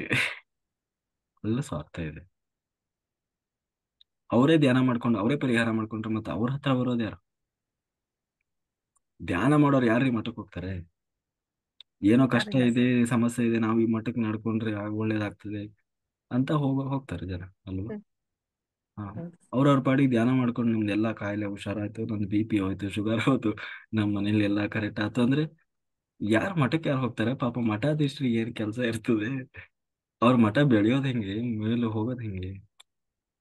ಅಂದ್ರೆ ಎಲ್ಲರೂ ಹಾಗಿದ್ದಾರೆ ಅಂತ ನಾನು ಹೇಳ್ತಿಲ್ಲ. ತುಂಬಾ ಮಠಾಧೀಶರು ಅದ್ರ ಬಗ್ಗೆ ಸಪೋರ್ಟ್ ಮಾಡ್ತಾರೆ. ಆದ್ರೆ ಹಾಗೆ ಮಾಡ್ತಾ ಇಲ್ಲ ಅಂತಂದ್ರೆ ಅದರಲ್ಲಿ ಹಿಂದೆ ಒಂದು ಸ್ವಾರ್ಥ ಇರ್ತದೆ ಅಂತ. ಹಾ, ಮಾಡ್ತಾ ಇದ್ದಾರೆ ತುಂಬಾ ಜನ. ಇವರು ನನಗೆ ಗೊತ್ತಿದ್ದ ಹಾಗೆ ತುಂಬಾ ಜನ ಸಪೋರ್ಟ್ ಮಾಡ್ತಾರೆ, ಹಾಗೇನಿಲ್ಲ. ಅದೇ ಅದ್ರಲ್ಲಿ ಮಾಡ್ತಾ ಇಲ್ಲ ಅಂದ್ರೆ ಅದರಲ್ಲಿ ಏನೋ ಒಂದು ಸ್ವಾರ್ಥ ಇರ್ತದೆ ಅಂತ. ನಾವು ಹಂಗ ಅನ್ಕೊಳ್ಳೋದು ಬೇಡ. ಮಾಡ್ತಾರೆ ಅಂತಾನೆ ಹೋಗೋಣ, ಸಪೋರ್ಟ್ ಮಾಡ್ತಾರೆ ಅಂತಾನೆ ಹೋಗೋಣ. ಆಯ್ತಾ? ಹ್ಮ್. ನಾವು ಏನೇನು ತಲೆ ಥಿಂಕ್ ಮಾಡೋದು ಬೇಡ. ಮನಸ್ಸು ಮರ್ಕಟ, ಅದು ಏನ್ ಬೇಕಾದ್ರೂ ಯೋಚನೆ ಮಾಡ್ತದೆ, ಹಂಗೂ ಯೋಚನೆ ಮಾಡ್ತದೆ, ಹಿಂಗ ನಮಗೆ ಏನ್ ಬೇಕೋ ಅದ್ರ ಬಗ್ಗೆ ಯೋಚನೆ ಮಾಡಿ ಹೋಗ್ಬೇಕಷ್ಟೆ. ಹಾ, ಹಾ, ಸರ್, ಇನ್ನೊಂದು ಪ್ರಿನ್ಸಿಪಲ್ ಬಗ್ಗೆ ಹೇಳಿದ್ರಲ್ಲ, ಹ್ಮ್. ಇತ್ತೀಚೆಗೆ ಈ ಪ್ರಿನ್ಸಿಪಲ್ ಅನ್ನ ಅಳವಡಿಸ್ಕೊಂಡಿದೀನಿ ಸರ್. ಯಾರಾದ್ರೂ ಇನ್ನೊಬ್ಬರ ವಿಷಯನ ಮಾತಾಡಕ್ ಕಾಲ್ ಮಾಡಿದ್ರೆ ಅಂತವ್ರ ನಂಬರ್ನ ಬ್ಲಾಕ್ ಲಿಸ್ಟ್ ಅಲ್ಲಿ ಹಾಕಿದೀನಿ ಸರ್. ಅಷ್ಟೇ ಅಷ್ಟೇ. ನಿಮ್ಮಂಗೆ ಆಮೇಲೆ ಅನಿವಾರ್ಯವಾಗಿ ಕೆಲವು ಜನ ಮಾತಾಡಿದ್ರು ಕೂಡ ಆಮೇಲೆ ಗಿಲ್ಟಿ ಕಾಡುತ್ತೆ ಸರ್ ನಂಗೆ. ಅವ್ರಿಗೆ ಡೈರೆಕ್ಟ್ ಆಗಿ ಹೇಳ್ಬಿಡ್ತೀನಿ, ದಯವಿಟ್ಟು ಇನ್ನೊಬ್ಬರ ಬಗ್ಗೆ ಮಾತಾಡ್ಬೇಡ್ರಿ. ಕಾಲ್ ಇಟ್ಟಾದ್ಮೇಲೆ ನನಗೆ 2-3 ದಿನ ಇದನ್ನೇ ಮಾತಾಡಿದ್ನಲ್ಲ ಅವ್ರ ಬಗ್ಗೆ ಆ ರೀತಿ ಗಿಲ್ಟಿ ಬರುತ್ತೆ. ಅದಕ್ಕೆ ದಯವಿಟ್ಟು ಮಾತಾಡ್ಬೇಡ್ರಿ ಅಂತ ಹೇಳ್ಬಿಡ್ತೀನಿ ಸರ್.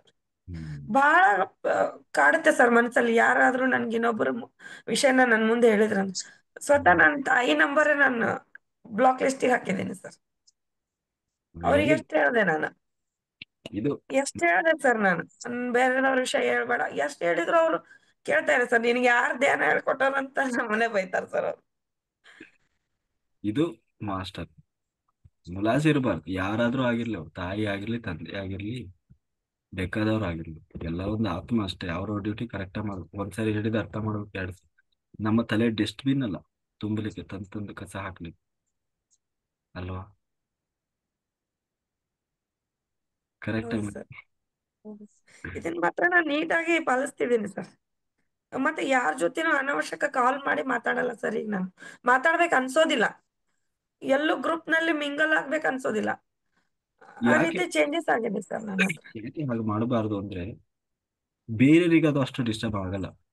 ಉದಾಹರಣೆಗೆ ಧ್ಯಾನ ಮಾಡಲ್ಲಪ್ಪ, ಅವ್ರು ಹಿಂಗ್ ಚರ್ಚೆ ಎಲ್ಲ ಮಾಡಿದ್ರೆ ಅವ್ರಿಗೆ ಅದು ಬೇಕು, ಅದು ಇದ್ರೇನೆ ಅವ್ರಿಗೆ ಕಿಕ್ಕು. ಅವ್ರು ಬೇಕು ಅಂತಾನೆ ಹುಡ್ಕೊಂಡು ಹೋಗಿ ಅದನ್ನ ಕೇಳ್ತಾ ಇರ್ತಾರೆ, ಅವ್ರದ್ದು ಹೆಂಗೆ ಇವ್ರದ್ದು ಹೆಂಗೆ ಅಂತ. ಯಾಕೆಂದ್ರೆ ಅದು ಅವರಿಗೆ ಡಿಸ್ಟರ್ಬ್ ಮಾಡಲ್ಲ. ಅರ್ಥ ಆಯ್ತು? ಆದ್ರೆ ಧ್ಯಾನಿಗಳಿಗೆ ಬಹಳ ಡಿಸ್ಟರ್ಬ್ ಮಾಡ್ತದೆ. ಯಾಕೆ ಡಿಸ್ಟರ್ಬ್ ಮಾಡ್ತದೆ ಅಂದ್ರೆ 2 ಕಾರಣ. ಒಂದು, ಆಲ್ರೆಡಿ ಅವರೊಂಥರ ಏನಂತೀವಿ, ಒಂದು ಕ್ಲೀನ್ ವೈಟ್ ಶೀಟ್ ಇದ್ದ ಹಾಗೆ ಅಥವಾ ಬಿಳಿ ಬಟ್ಟೆ ಇದ್ದ ಹಾಗೆ ಇರ್ತದೆ ಅವ್ರ ಮನಸ್ಸು. ನೀವು ಸ್ವಲ್ಪ ಹೋಗಿ ಅದಕ್ಕೆ ಕಲರ್ ಇದ್ ಮಾಡಿದ್ರು ಕೂಡ ಅದು ತುಂಬಾ ಎದ್ದು ಕಾಣಿಸ್ತದಲ್ವಾ? ಹಾಗೆ ಹಾಗೆ ಆಮೇಲೆ ಎನರ್ಜಿ ಶಕ್ತಿ ಜಾಸ್ತಿ ಇರ್ತದೆ. ನೀವು ಯಾವ್ದಾದ್ರು ಒಂದು ಥಾಟ್ ವಿಚಾರಗಳನ್ನ ತುಂಬಿದ್ರಿ ಅಂದ್ರೆ ಅವ್ರು ಅದನ್ನ ಯೋಚನೆ ಮಾಡಕ್ ಶುರು ಮಾಡಿದ್ರು ಅಂದ್ರೆ ಅದು ಬೆಳೀತಾ ಹೋಗ್ತದೆ. ಎನರ್ಜಿ, ಅದಕ್ಕೆ ಎನರ್ಜಿ ಜಾಸ್ತಿ ಫೋಕಸ್ ಆಗ್ತಾ ಹೋಗ್ತದೆ. ಅದು ಬೆಳೀತಾ ಹೋಗ್ತದೆ, ಬೆಳೀತಾ ಹೋಗ್ತದೆ. ಎಷ್ಟು ಅಂದ್ರೆ ನಿಮ್ಗೆ ಕಂಟ್ರೋಲ್ ಮಾಡಕ್ ಆಗದೆ ಇರೋಷ್ಟು. ಅಯ್ಯೋ, ನಾನು ಇದರಿಂದ ಹೊರಗೆ ಬಂದ್ರೆ ಸಾಕಪ್ಪ ಅನ್ನೋ ಅಷ್ಟು ಅದು ಬೆಳೀತಾ ಹೋಗ್ತದೆ. ಅದಕ್ಕೆ ಅದನ್ನು ಒಳಗೆ ಬರೋದಕ್ಕೇನೆ, ಎಂಟ್ರಿ ಕೊಡೋದಕ್ಕೆ ಅವಕಾಶ ಕೊಡಬಾರ್ದು. ಯಾಕೆಂದ್ರೆ ನಿಮ್ಮಲ್ಲಿ ಎನರ್ಜಿ ಇರ್ತದೆ. ನಿಮ್ಮ ಶಕ್ತಿಯನ್ನ, ನಿಮ್ಮ ತಪೋ ಶಕ್ತಿಯನ್ನ ನಿಮ್ಮ ಆತ್ಮದ ಉದ್ಧಾರಕ್ಕಾಗಿ ಬಳಸಬೇಕು, ಇಲ್ಲ ಲೋಕ ಕಲ್ಯಾಣಕ್ಕಾಗಿ ಅಂತ ಬಳಸಬೇಕು. ಅದು ಬಿಟ್ಟು ಅದಕ್ಕೂ ಮೀರಿ ಇನ್ನೊಂದಕ್ಕಾಗಿ ಬಳಸಬಾರದು. ಅರ್ಥ ಆಯ್ತು? ಅದಕ್ಕೂ ಬೀರಿ ಇನ್ನೊಂದಕ್ಕಾಗಿ ಅಂತ ಬಳಸಬಾರದು. ಅವಾಗ ಏನಾಗ್ತದೆ, ವ್ಯರ್ಥವಾಗ್ತದೆ, ನಮ್ಮ ಎನರ್ಜಿ ಹಾಳಾಗ್ತದೆ. ಹಾ ಹಾ, ಚೈತ್ರ ಮೇಡಮ್ ಮಾತಾಡಿ. Thank you sir, thank you so much. ಹಾ ನಮಸ್ತೆ ಸರ್. ಹಾ, ನಮಸ್ತೆ ಮೇಡಮ್. ಅದೇ ಪ್ರವಚನದಲ್ಲಿನೂ ಧ್ಯಾನ ಕಲ್ಮಠ ಅಂದ್ರಲ್ರಿ, ನಾನು ಒಂದ್ಸಲ ಆ ಮಠಕ್ಕೆ ಹೋಗಿದ್ದೆ ರೀ. ಬಾಗಲಕೋಟೆಯಲ್ಲಿ ಇದ್ದೆ ರೀ, ನಾನು ಫಸ್ಟ್ ಜಾಬ್ ಮಾಡ್ತಿದ್ದೆ ರೀ, ಅಲ್ಲಿ ಹೋಗಿದ್ದೆ. ನನ್ಗೆ ಏನ್ ಅನಿಸ್ತ ಅವ್ರು ಹೇಳಿದ ತಕ್ಷಣ ನಮ್ಗ್ ಜ್ಞಾನ ಪ್ರಚಾರಕ್ಕೆ ಅವಕಾಶ ಕೊಡ್ತಾರಂತ ನನ್ಗೆ ಹಿಂಗ ಅನಿಸ್ತ್ರಿ ಸರ್. ಖಂಡಿತ ಅವ್ರು ಅಲ್ಲಿ ಹೋಗಿ ಹೇಳ್ಬೋದು ಅಂತ ಈ ತರ ರೀ, ಒಮ್ಮೆ ಸಡನ್ ಆಗಿ ಬತ್ರಿ ಅದು. ಕೊಡ್ತಾರ್ರಿ ಮೇಡಮ್, ಕೊಡ್ತಾರೆ. ಧ್ಯಾನ ಅಂದ್ರೆ ಯಾರು ಕೊಡಲ್ಲೇನ್ರಿ? ಮಾಡಪ್ಪ ಧ್ಯಾನ, ಅದ್ರಲ್ಲಿ ಏನೇನ್ ಮಾಡ್ಕೊಂಡು ಅಲ್ವಾ? ಹಾ ಹಾ ಓಕೆ. ಹ್ಮ್ ಹರಿಪ್ರಿಯ ಮೇಡಮ್ ಮಾತಾಡಿ. ಸರ್ ನಮಸ್ತೆ ಸರ್. ಬಟ್ ತುಂಬಾ ಡಿಸ್ಟರ್ಬ್ ಮಾಡೋದು ನಂಗೆ ಏನೋ ಅನ್ಸೋದಿಲ್ಲ ಸರ್. ಅವ್ರ ಪಾಡ್ ಅವ್ರು ಏನೋ ಮಾತಾಡ್ತಿರ್ತಾರೆ, ನನ್ನ ಪಾಡ್ ನಾನು ಇರ್ತೀನಿ ಸರ್. ಬಟ್ ಅವ್ರು ಹೇಳೋಂಥ ವರ್ಡ್ಸ್ ನನ್ನ ಕಿವಿ ಒಳಗೆ ಹೋಗೋದು ಇಲ್ಲ ಸರ್. ಆಮೇಲೆ ಮಾತಾಡಿದ್ಮೇಲೆ ಏನಾಯ್ತು ಅಂತ ನಾನೇ ಕೇಳ್ತೀನಿ ಸರ್ ಅವ್ರನ್ನ, ಏನ್ ಹೇಳಿದ್ವಿ ಇಷ್ಟೊತ್ತು ಅಂತ. ಆಮೇಲೆ ಅವನು ಹೌದಾ ಸರಿ ಆಯ್ತು ಬಿಡಿ ಅಂತ ಹೇಳ್ತೀನಿ ಸರ್. ಬಟ್ ಅದು ನಂಗೆ ಡಿಸ್ಟರ್ಬೆನ್ಸ್ ಆಗ್ತಾ ಇಲ್ಲ. ಬಟ್ ಒಂದೊಂದ್ಸತಿ ಇರಿಟೇಷನ್ ಆಗುತ್ತೆ ಅಂಡ್ ಒಂದೊಂದ್ಸತಿ ಕೋಪ ಬರುತ್ತೆ. ಬಟ್ ಆದ್ರೆ ಮನ್ಸಲ್ಲಿದೆ, ನಾನು ಕಂಟ್ರೋಲ್ಗೆ ವಿತಿನ್ 1 minute ಅಲ್ಲಿ ಕಂಟ್ರೋಲ್ ತಗೊಳಕ್ಕೆ ಪ್ರಯತ್ನ ಪಡ್ತೀನಿ ಸರ್. ಬಟ್ ಅದನ್ನ ರಿಯಾಕ್ಟ್ ಮಾಡಕ್ ಹೋಗೋದಿಲ್ಲ ಸರ್, ಕೋಪನ. ಅದು ಆ ಅವರೇ ಕೇಳ್ತಾರೆ ಸರ್, ಇಷ್ಟೊತ್ತು ನಾನು ಏನ್ ಹೇಳಿದೆ, ಪುರಾಣ ಹೇಳ್ತಾ ಇದ್ನ ನಿಮ್ಗೆ ಅಂತ ಹೇಳ್ತಾರೆ. ಬಟ್ ಅದು ಏನ್ ಹೇಳಿರ್ತಾರೆ ಅಂತ ನನ್ಗಂತೂ ಮೈಂಡಲ್ಲಿ ಇರೋದು ಇಲ್ಲ ಸರ್. ಒಬ್ರು ಕಿರ್ಚ್ತಾರೆ ಸರ್, ಬಟ್ ಅದ್ ನನಗೇನೋ ಅನ್ಸೋದಿಲ್ಲ ಸರ್. ಮೈಂಡ್ಗೆ ಮನ್ಸಿಗೆ ಏನೋ ಅನ್ಸೋದಿಲ್ಲ. ಏನೋ ಮಾತಾಡ್ತಿದಾರೆ ಬಿಟ್ಟಾಕು ಅಂತ ಅನ್ಕೊಂಡ್ ಸುಮ್ಮನೆ ಆಗ್ತೀನಿ. ಹಾಗೇ ಇರ್ಬೇಕು ಮೇಡಮ್. ಅದು ನಮಗೆ, ಅದು ನಮ್ಮ ಶಕ್ತಿ ಎಲ್ಲಿ ವ್ಯಯ ಆಗ್ಲಿಕ್ಕೆ ಬಿಡಬಾರ್ದು, ಬಹಳ ಮುಖ್ಯ ಅದು. ಅವರು ಹೇಳ್ತಿರ್ತಾರೆ ಸರ್, ನೀನ್ ಎಲ್ಲಿ ಮೈಂಡ್ ಎಲ್ಲಿ ಇಟ್ಕೊಂಡಿರ್ತೀಯ, ಎಲ್ಲಿ ಗಮನ ಇಟ್ಟಿರ್ತೀಯ, ನಾನು ಏನ್ ಹೇಳ್ದೆ ಇಷ್ಟೊತ್ತು ಅಂತ ಎಲ್ಲ ಹೇಳ್ತಿರ್ತಾರೆ. ಬಟ್ ಮನಸ್ಸಿಗೆ ಏನು ಅನ್ಸೋದಿಲ್ಲ ಸರ್. ಏನೋ ನಾವ್ ಕರ್ತವ್ಯ ನಾವ್ ಮಾಡಿದ್ವಿ ಅನ್ನೋ ರೀತಿಯಲ್ಲಿ ಇರ್ತೀವಿ ಅಷ್ಟೇ ಸರ್. ಇದು ಕರೆಕ್ಟ್ ಆಗಿದೆಯಾ ಸರ್ ಸ್ಥಿತಿ, ಮನಸ್ಥಿತಿ? ನೋಡೋ ಕಾಣಿ ಹುಚ್ಚಿರೋದ ಕಾಣಿಸ್ತದೆ, ಆದ್ರೆ ಅದೇ ಸ್ಥಿತಿ ಒಳ್ಳೆ ಕರೆಕ್ಟ್. ಏನಾದ್ರೂ ಅವಶ್ಯಕತೆ ಇದೆ ಅಂದ್ರೆ ಅದನ್ನ ತಗೋಬೇಕು, ಇಲ್ಲಾಂದ್ರೆ ಬೇಡ. ಹಾಗಂತ ಕೇಳಲೇಬಾರದು ಅಂತಲ್ಲ, ನನಗೆ ಅವಶ್ಯಕತೆ ಇದೆಯಾ ಅಂತ ನೋಡ್ಬೇಕು. ಮೂರನೇ ವ್ಯಕ್ತಿಗಳು ಕೇಳಲೇಬಾರದು ಅಂತಲ್ಲ, ಅವ್ರು ಮಾತಾಡ್ತಾ ಇದ್ದಾಗ ಗೊತ್ತಾಗ್ತದೆ ಇದು ನನಗೆ ಅವಶ್ಯಕತೆ ಇದೆಯಾ. ಯೋಚನೆ ಮಾಡ್ಬೇಕು, ಒಂದ್ಸಾರಿ ಕೇಳ್ಕೋಬೇಕು ಕಣ್ಮುಚ್ಚಿ ನಿಂತಲ್ಲೇ, ಏನೋ ಹೇಳ್ತಾ ಇದ್ದಾರೆ, ಇದ್ರ ನನಗೆ ಅವಶ್ಯಕತೆ ಇದೆಯಾ? ಇಲ್ಲ, ಅದೇನಿಲ್ಲ, ಯೂಸ್ ಇಲ್ಲ. ಹಾಗೆಲ್ಲ ಹೇಳ್ಬೇಕು, ಸ್ಟಾಪ್ ಮಾಡಿ, ಬೇಡ ನನಗೆ. ಇಲ್ಲ, ಅವ್ರು ಯಾರೋ ಬಹಳ ಒಳ್ಳೆ ಕೆಲಸ ಮಾಡಿದ್ದಾರೆ, ತುಂಬಾ ಕಡೆ ಒಳ್ಳೆ ಇದು ಮಾಡ್ತಾ ಇದ್ದಾರೆ, ತುಂಬಾ ಸಾಧನೆ ಮಾಡಿದ್ದಾರೆ, ಅವ್ರದ್ದು ಹಾಗಿದೆ ಹೀಗಿದೆ ಅಂತ ಯಾರೋ ಹೇಳ್ತಾ ಇದ್ದಾರೆ ಮೂರನೇ ವ್ಯಕ್ತಿ ಬಗ್ಗೆ. ಅಲ್ಲಿ ಏನೋ ತಿಳ್ಕೊಳ್ಳೋದಿದೆ, ಆಗ ಆಲಿಸ್ಬೇಕು, ತಿಳ್ಕೊಳ್ಬೇಕು. ಅದರಿಂದ ನಿಮ್ಗೆ ನಷ್ಟ ಏನಿಲ್ಲ, ಅಥವಾ ನಿಮ್ಗೆ ನೆಗೆಟಿವ್ ಏನು ಬರ್ತಾ ಇಲ್ಲ. ಆದ್ರೆ ಮೂರನೇ ವ್ಯಕ್ತಿ ಬಗ್ಗೆ ಅಂದ್ರೆ ಎಲ್ಲವನ್ನೂ ಸ್ಟಾಪ್ ಮಾಡೋದಲ್ಲ. ಪಾಸಿಟಿವ್ ಆಗಿತ್ತು ಅಂದ್ರೆ ಅದರಲ್ಲಿ ನಿಮಗೆ ಏನಾದ್ರೂ ಪ್ರಯೋಜನ ಇದೆಯಾ, ತಿಳ್ಕೊಳ್ಳೋದಿದೆಯಾ ಅಂದ್ರೆ ಕೇಳಿ. ಇಲ್ಲ, ಸುಮ್ಮನೆ ಆಗೋಗೋದು, ನನಗೆ ಇಷ್ಟ ಮಾಡ್ಕೋದು ಅಂತಂದ್ರೆ ಸ್ಟಾಪ್, ಅಲ್ಲಿಗೆ ಸ್ಟಾಪ್ ಮಾಡಿ, ಬೇರೆ ಏನಾದ್ರೂ ಮಾತು ಚೇಂಜ್ ಮಾಡಿ.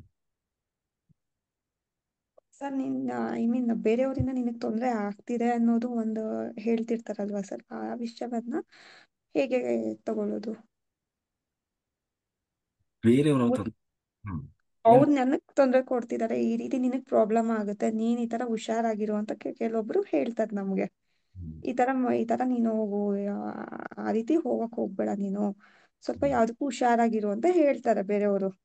ಹೇಳಿದ್ದಲ್ವಾ, ಎಲ್ಲರೂ ಮಾಸ್ಟರ್, ಯಾರು ಯಾರಿಗೂ ತೊಂದರೆ ಕೊಡ್ಲಿಕ್ಕೆ ಸಾಧ್ಯ ಇಲ್ಲ. ಅರ್ಥ ಆಯ್ತು? ಯಾರಿಗೂ ತೊಂದರೆ ಕೊಡ್ಲಿಕ್ಕೆ ಸಾಧ್ಯ ಇಲ್ಲ. ಅವರೆಲ್ಲ ಮಾಸ್ಟರ್. ನಿಮ್ಗೆ ಏನೋ ಒಂದು ಕಲಿಸ್ಬೇಕಾಗಿರ್ತದೆ, ಏನೋ ತಿಳುವಳಿಕೆ ಮಾಡಬೇಕಾಗಿರ್ತದೆ, ಅದನ್ನ ನಿನಗೆ ಅಥವಾ ಒಂದು ಮೆಸೇಜ್ ಅನ್ಕೊಳ್ಳಿ ಅಷ್ಟೇ, ಅನ್ಕೊಂಡು ಸುಮ್ಮನಾಗಿ. ಆದ್ರೆ ಅವ್ರು ಹೇಳಿದ್ರು ಅಂತ ಅವರನ್ನ ನೀವು ನೆಗೆಟಿವ್ ಆಗಿ ನೋಡೋದು, ಅವರು ನನಗೆ ಕೆಟ್ಟದ್ದು ಮಾಡ್ತಾ ಇದ್ದಾರೆ, ನಮ್ಗೆ ಕೆಟ್ಟದನ್ನ ಕ್ರಿಯೇಟ್ ಮಾಡ್ತಾ ಇದ್ದಾರೆ ಅಂತ ನೀವು ಥಾಟ್ ರೆಡಿ ಮಾಡಕ್ ಹಿಡಿದ್ರಿ ಅಂದ್ರೆ ಅವರಲ್ಲಿ ಇಲ್ಲ ಅಂದ್ರೂ ಅದು ಶುರು ಆಗ್ಬಿಡ್ತದೆ ತಲೆ. ಹ್ಮ್ ಮಹಾಭಾರತದಲ್ಲಿ ಒಂದು ಕತೆ ಬರ್ತದೆ. ಏನಂದ್ರೆ ರಾಜ ರಾಜನಿಗೆ ಆ ಏನು ರಾಜ ಏನ್ ಮಾಡ್ತಾ ಇದ್ದ, ಒಂದು ದಿನ ಎಣ್ಣೆ ಸ್ನಾನ ಮಾಡ್ತಾ ಇದ್ದ. ಇದ್ದಕ್ಕಿದ್ದಾಗ ಅವನ ತಲೆಯಲ್ಲಿ ಒಂದು ಐಡಿಯಾ ಬಂತು. ಏನು ಅಂದ್ರೆ ನಮ್ಮ ಮಂತ್ರಿನ ಪದವಿಯಿಂದ ಕಿತ್ತಾಕಿ ಬಿಡೋಣ, ಅವನ ತಲೆ ತೆಗೆದು ಬಿಡೋಣ ಅಂತ ಅವನಿಗೆ ಆಲೋಚನೆ ಬಂತು. ಸುಮ್ಮನೆ ಪಾಪ ಬಹಳ ಒಳ್ಳೆ ಮಂತ್ರಿ, ಯಾವತ್ತೂ ಹಂಗೆಲ್ಲ ಯೋಚನೆ ಮಾಡಿದವನಲ್ಲ. ಕೂಡಲೇ ಮಂತ್ರಿನ ಕರೆಸಿದ ರಾಜ. ಕರೆದು ಕೇಳಿದ, ಕರೆಕ್ಟಾಗಿ ಹೇಳು, ನೀನು ನನ್ನ ವಿರುದ್ಧ ಏನಾದರೂ ಷಡ್ಯಂತ್ರ ಮಾಡಿದೀಯಾ? ಏನ್ ಷಡ್ಯಂತ್ರ? ನನ್ನನ್ನ ಮುಗಿಸಿ ನನ್ನ ಸಾಮ್ರಾಜ್ಯದಲ್ಲಿ ನೀನ್ ಕುತ್ಕೊಳ್ಳೋಕೆ ಅಥವಾ ನಿನ್ನ ಮಕ್ಕಳನ್ನ ಕೂರಿಸ್ಲಿಕ್ಕೆ ನೀನು ಏನಾದ್ರೂ ಯೋಚನೆ ಮಾಡಿದೀಯ? ತಲೆಯಲ್ಲಿ ಓಡಿಸಿದೀಯ ನೀವು? ಆಗ ಅವನು ಹೇಳಿದ, ಹೌದು, ಆ ತರದ ಪ್ಲಾನ್ ಆಗಿತ್ತು. ಯಾಕೆ ಕೇಳ್ತಾ ಇದ್ದಿ? ಯಾಕೆ ಕೇಳ್ತಾ ಇದ್ದಿ ಅಂದ್ರೆ, ನಾನು ಯಾರಿಗೂ ಯಾವತ್ತೂ ಕೆಟ್ಟದನ್ನ ಬಯಸಿದವನಲ್ಲ, ಯೋಚನೆ ಮಾಡಿದವನಲ್ಲ. ಆದ್ರೆ ಇವತ್ತು ನನ್ನ ತಲೆಯಲ್ಲಿ ಬರ್ತಾ ಇದೆ ಅಂತಂದ್ರೆ ನೀನ್ ಹಾಗೆ ಯೋಚನೆ ಮಾಡಿದ್ದೀಯ ಅಂತ ಅರ್ಥ. ನಿನ್ನ ಮೇಲೆ ನನಗೆ ಕೆಟ್ಟದ್ದು ಬರ್ತಾ ಇದೆ ಅಂತಂದ್ರೆ ನೀನು ನನ್ನ ವಿರುದ್ಧ ಕೆಟ್ಟದನ್ನು ಯೋಚನೆ ಮಾಡಿದೀಯ ಅಂತ ಅರ್ಥ. ಅರ್ಥ ಆಯ್ತು? ನೀವು ಯಾರಿಗೂ ಕೆಟ್ಟದ್ದು ಬಯಸ್ತಾ ಇಲ್ಲ ಅಂತಂದ್ರೆ ಬೇರೆ ಯಾರು ನಿಮಗೆ ಕೆಟ್ಟದ್ದು ಮಾಡ್ಲಿಕ್ಕೆ ಸಾಧ್ಯ ಇಲ್ಲ. ಅವ್ನು ನಂಗೆ ಕೆಟ್ಟದ್ದು ಮಾಡ್ತಾನೆ ಅಂತ ನೀವು ತಲೆಯಲ್ಲಿ ಶುರು ಮಾಡ್ಕೊಂಡ್ರಿ ಅಂತಂದ್ರೆ ಅವನಲ್ಲಿ ಇಲ್ಲ ಅಂದ್ರೂ ಕೂಡ ಅದು ಶುರು ಆಗ್ತದೆ ತಲೆಯಲ್ಲಿ. ಅಂದ್ರೆ ಥಾಟ್ ಪವರ್ ಅಷ್ಟೇ ಇರ್ತದೆ. ಈ ಉದಾಹರಣೆಗೆ ನನಗೆ ನನಗೆ ಯಾರು ಏನು ಮಾಡ್ಲಿಕ್ಕೆ ಸಾಧ್ಯ ಇಲ್ಲ. ಇದು ನನ್ನ ನಂಬಿಕೆ. ಯಾರಾದ್ರೂ ಬರ್ಲಿ, ಅವ್ರು ಯಾರು ಏನು ಮಾಡ್ಲಿಕ್ಕೆ ಸಾಧ್ಯ ಇಲ್ಲ. ನನಗೆ ನಾನೇ ಏನಾದ್ರು ಮಾಡ್ಕೋಬೇಕಷ್ಟೆ. ಅದು ಬಿಟ್ರೆ ನನಗೆ ಯಾವ ಪ್ರಕೃತಿ ಇರ್ಬೋದು, ಈ ಸೃಷ್ಟಿಯಲ್ಲಿ ಯಾವ ಚರಾಚರ ಜೀವರಾಶಿಗಳು ನನಗೆ ಏನೂ ಮಾಡ್ಲಿಕ್ಕೆ ಸಾಧ್ಯ ಇಲ್ಲ. ಇದು ನನ್ನ ಶಕ್ತಿ, ನನ್ನ ನಂಬಿಕೆ. ಮತ್ತೆ ಯಾವುದು ಏನು ಮಾಡೋದು ಇಲ್ಲ. ಹಾಗೆ ತಮ್ಮಲ್ಲಿ ಥಾಟ್ ಇತ್ತು ಅಂದ್ರೆ, ಆ ನಂಬಿಕೆ ಇತ್ತು ಅಂದ್ರೆ ಏನೂ ಆಗಲ್ಲ, ಯಾರು ಏನೂ ಮಾಡಲ್ಲ. ಅರ್ಥ ಆಯ್ತು? ನನಗೆ ಮಾತ್ರ ಅಲ್ಲ, ಎಲ್ಲರಿಗೂ ಅಷ್ಟೇ. ಹ್ಮ್. Okay sir. ವಿಜಯಲಕ್ಷ್ಮಿ ಮಾತಾಡಿ. ನಮಸ್ತೆ ಸರ್. ಹ್ಮ್, ಹ್ಮ್, ಸರ್, ಮಠಾಧೀಶರ ಅಂದ್ರೆ ಹ್ಮ್. ಈಗ ನಮ್ಮಲ್ಲಿ ಎಲ್ಲಾ ಕಡೆ ಗುರುಗಳ ದೀಕ್ಷೆ ಬಹಳ ಮುಖ್ಯ. ಗುರುಗಳ ದೀಕ್ಷೆ ತಗೊಂಡ್ರನೆ ಮೋಕ್ಷ ಸಿಗುತ್ತೆ ಅಂತ ಹೇಳ್ತಾರಲ್ಲ ಸರ್, ಅದು ಎಷ್ಟು ನಿಜ? ಹಾಗೆ ಅಂದ್ರೆ ಧ್ಯಾನಿಗಳಿಗೆ ಇದು ಅನ್ವಯಿಸ್ತದ? ದೀಕ್ಷೆ ಅಂತ ಏನಿಲ್ಲ. ಆ ನಾವು ಈ ದೀಕ್ಷೆ ಅನ್ನೋದಕ್ಕಿಂತ ಒಂದು, ಈಗ ನೀವೇನೋ ಒಂದು ಮಾಡಕ್ ಹೊರಟಿರ್ತೀರಿ, ಏನ್ ಮಾಡ್ಬೇಕು ಅನ್ನೋದಕ್ಕಾದ್ರೂ ಒಂದು ಪ್ರಾಪರ್ ಐಡಿಯಾ ಬೇಕಲ್ಲ.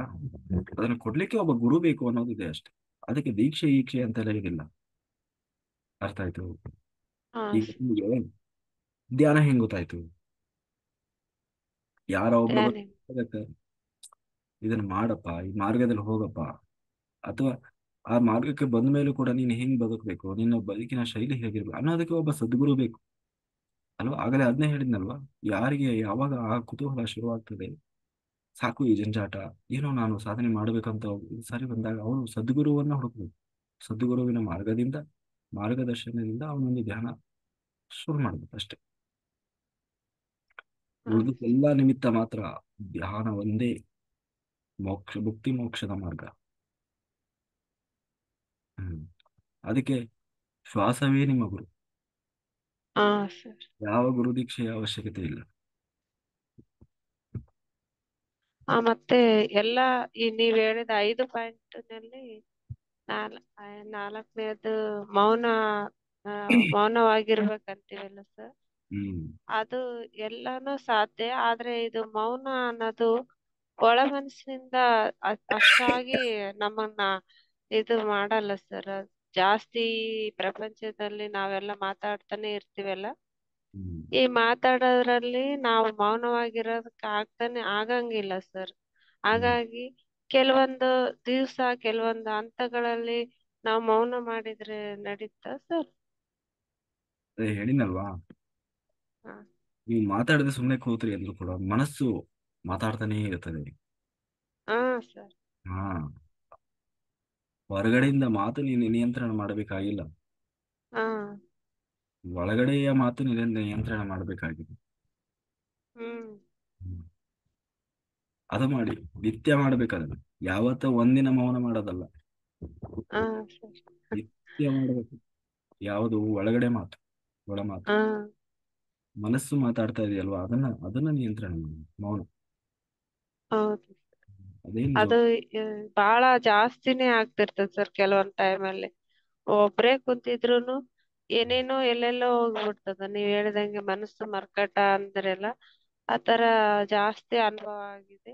ಈ ಧ್ಯಾನಕ್ ಬಂದ್ಮೇಲೆ ಮನಸ್ಸು ಏನ್ ಮಾಡ್ತದ, ನಾವೇನ್ ಮಾಡ್ತಿದೀವಿ, ಅದ್ರ ಹಿಂದೆ ಹೋಗ್ಬೇಕಾ ಹೋಗ್ಬಾರ್ದ ಅಂತ ಗೊತ್ತಾಗ್ತದ. ಈಗ ಅದನ್ನ ಸ್ವಲ್ಪ ಕಂಟ್ರೋಲ್ ಮಾಡೋದ್ರ ಕಡೆ ಗಮನ ಕೊಡ್ತಾ ಇದೀವಿ ಸರ್ ನಾವು. ಹ್ಮ್. ಆ ನೀವ್ ಹೇಳ್ತಿರಲ್ಲ ಏನಾರ ಕೇಳ್ರಿ, ಪ್ರಶ್ನೆ ಕೇಳ್ರಿ ಅಂದಾಗ ಜ್ಞಾನನ ನಾವ್ ಇವಾಗ ಪಡಿತಾ ಇದೀವಿ ಸರ್. ಹಾಗಾಗಿ ಪ್ರಶ್ನೆಗಳಕ್ಕಿಂತ ನಮ್ಮಲ್ಲಿ ಈಗ ತಿಳ್ಕೊಳ್ಳೋದೇ ಬಹಳ ಮುಖ್ಯ ಆಗಿದೆ. ಹ್ಮ್. ನೀವ್ ಹೇಳೋದನ್ನ ಕೇಳೋದೇ ಒಂದು ಆ ಈಗ ನಮಗ್ ಬೇಕಾಗಿದ್ದು ಆಹಾರ, ನೀವ್ ಕೊಡ್ತಾ ಇರೋದು ಅದೇ ಆತ್ಮಕ ಆಹಾರ. ಹ್ಮ್. ಹಂಗಾಗಿ ಪ್ರಶ್ನೆಗಳ ಜಾಸ್ತಿ ಇಲ್ಲ ಸರ್ ಈಗ. ಹ್ಮ್. ಬರೀ ನೀ ಕೇಳೋದೊಂದೇ ನಮ್ ಇದಾಗಿ. ಹ್ಮ್. ಹಾಗಾಗಿ ನೀವ್ ಹೇಳಿದ್ದಕ್ಕೆ sir. Okay. Hmm. Okay sir, thank you sir.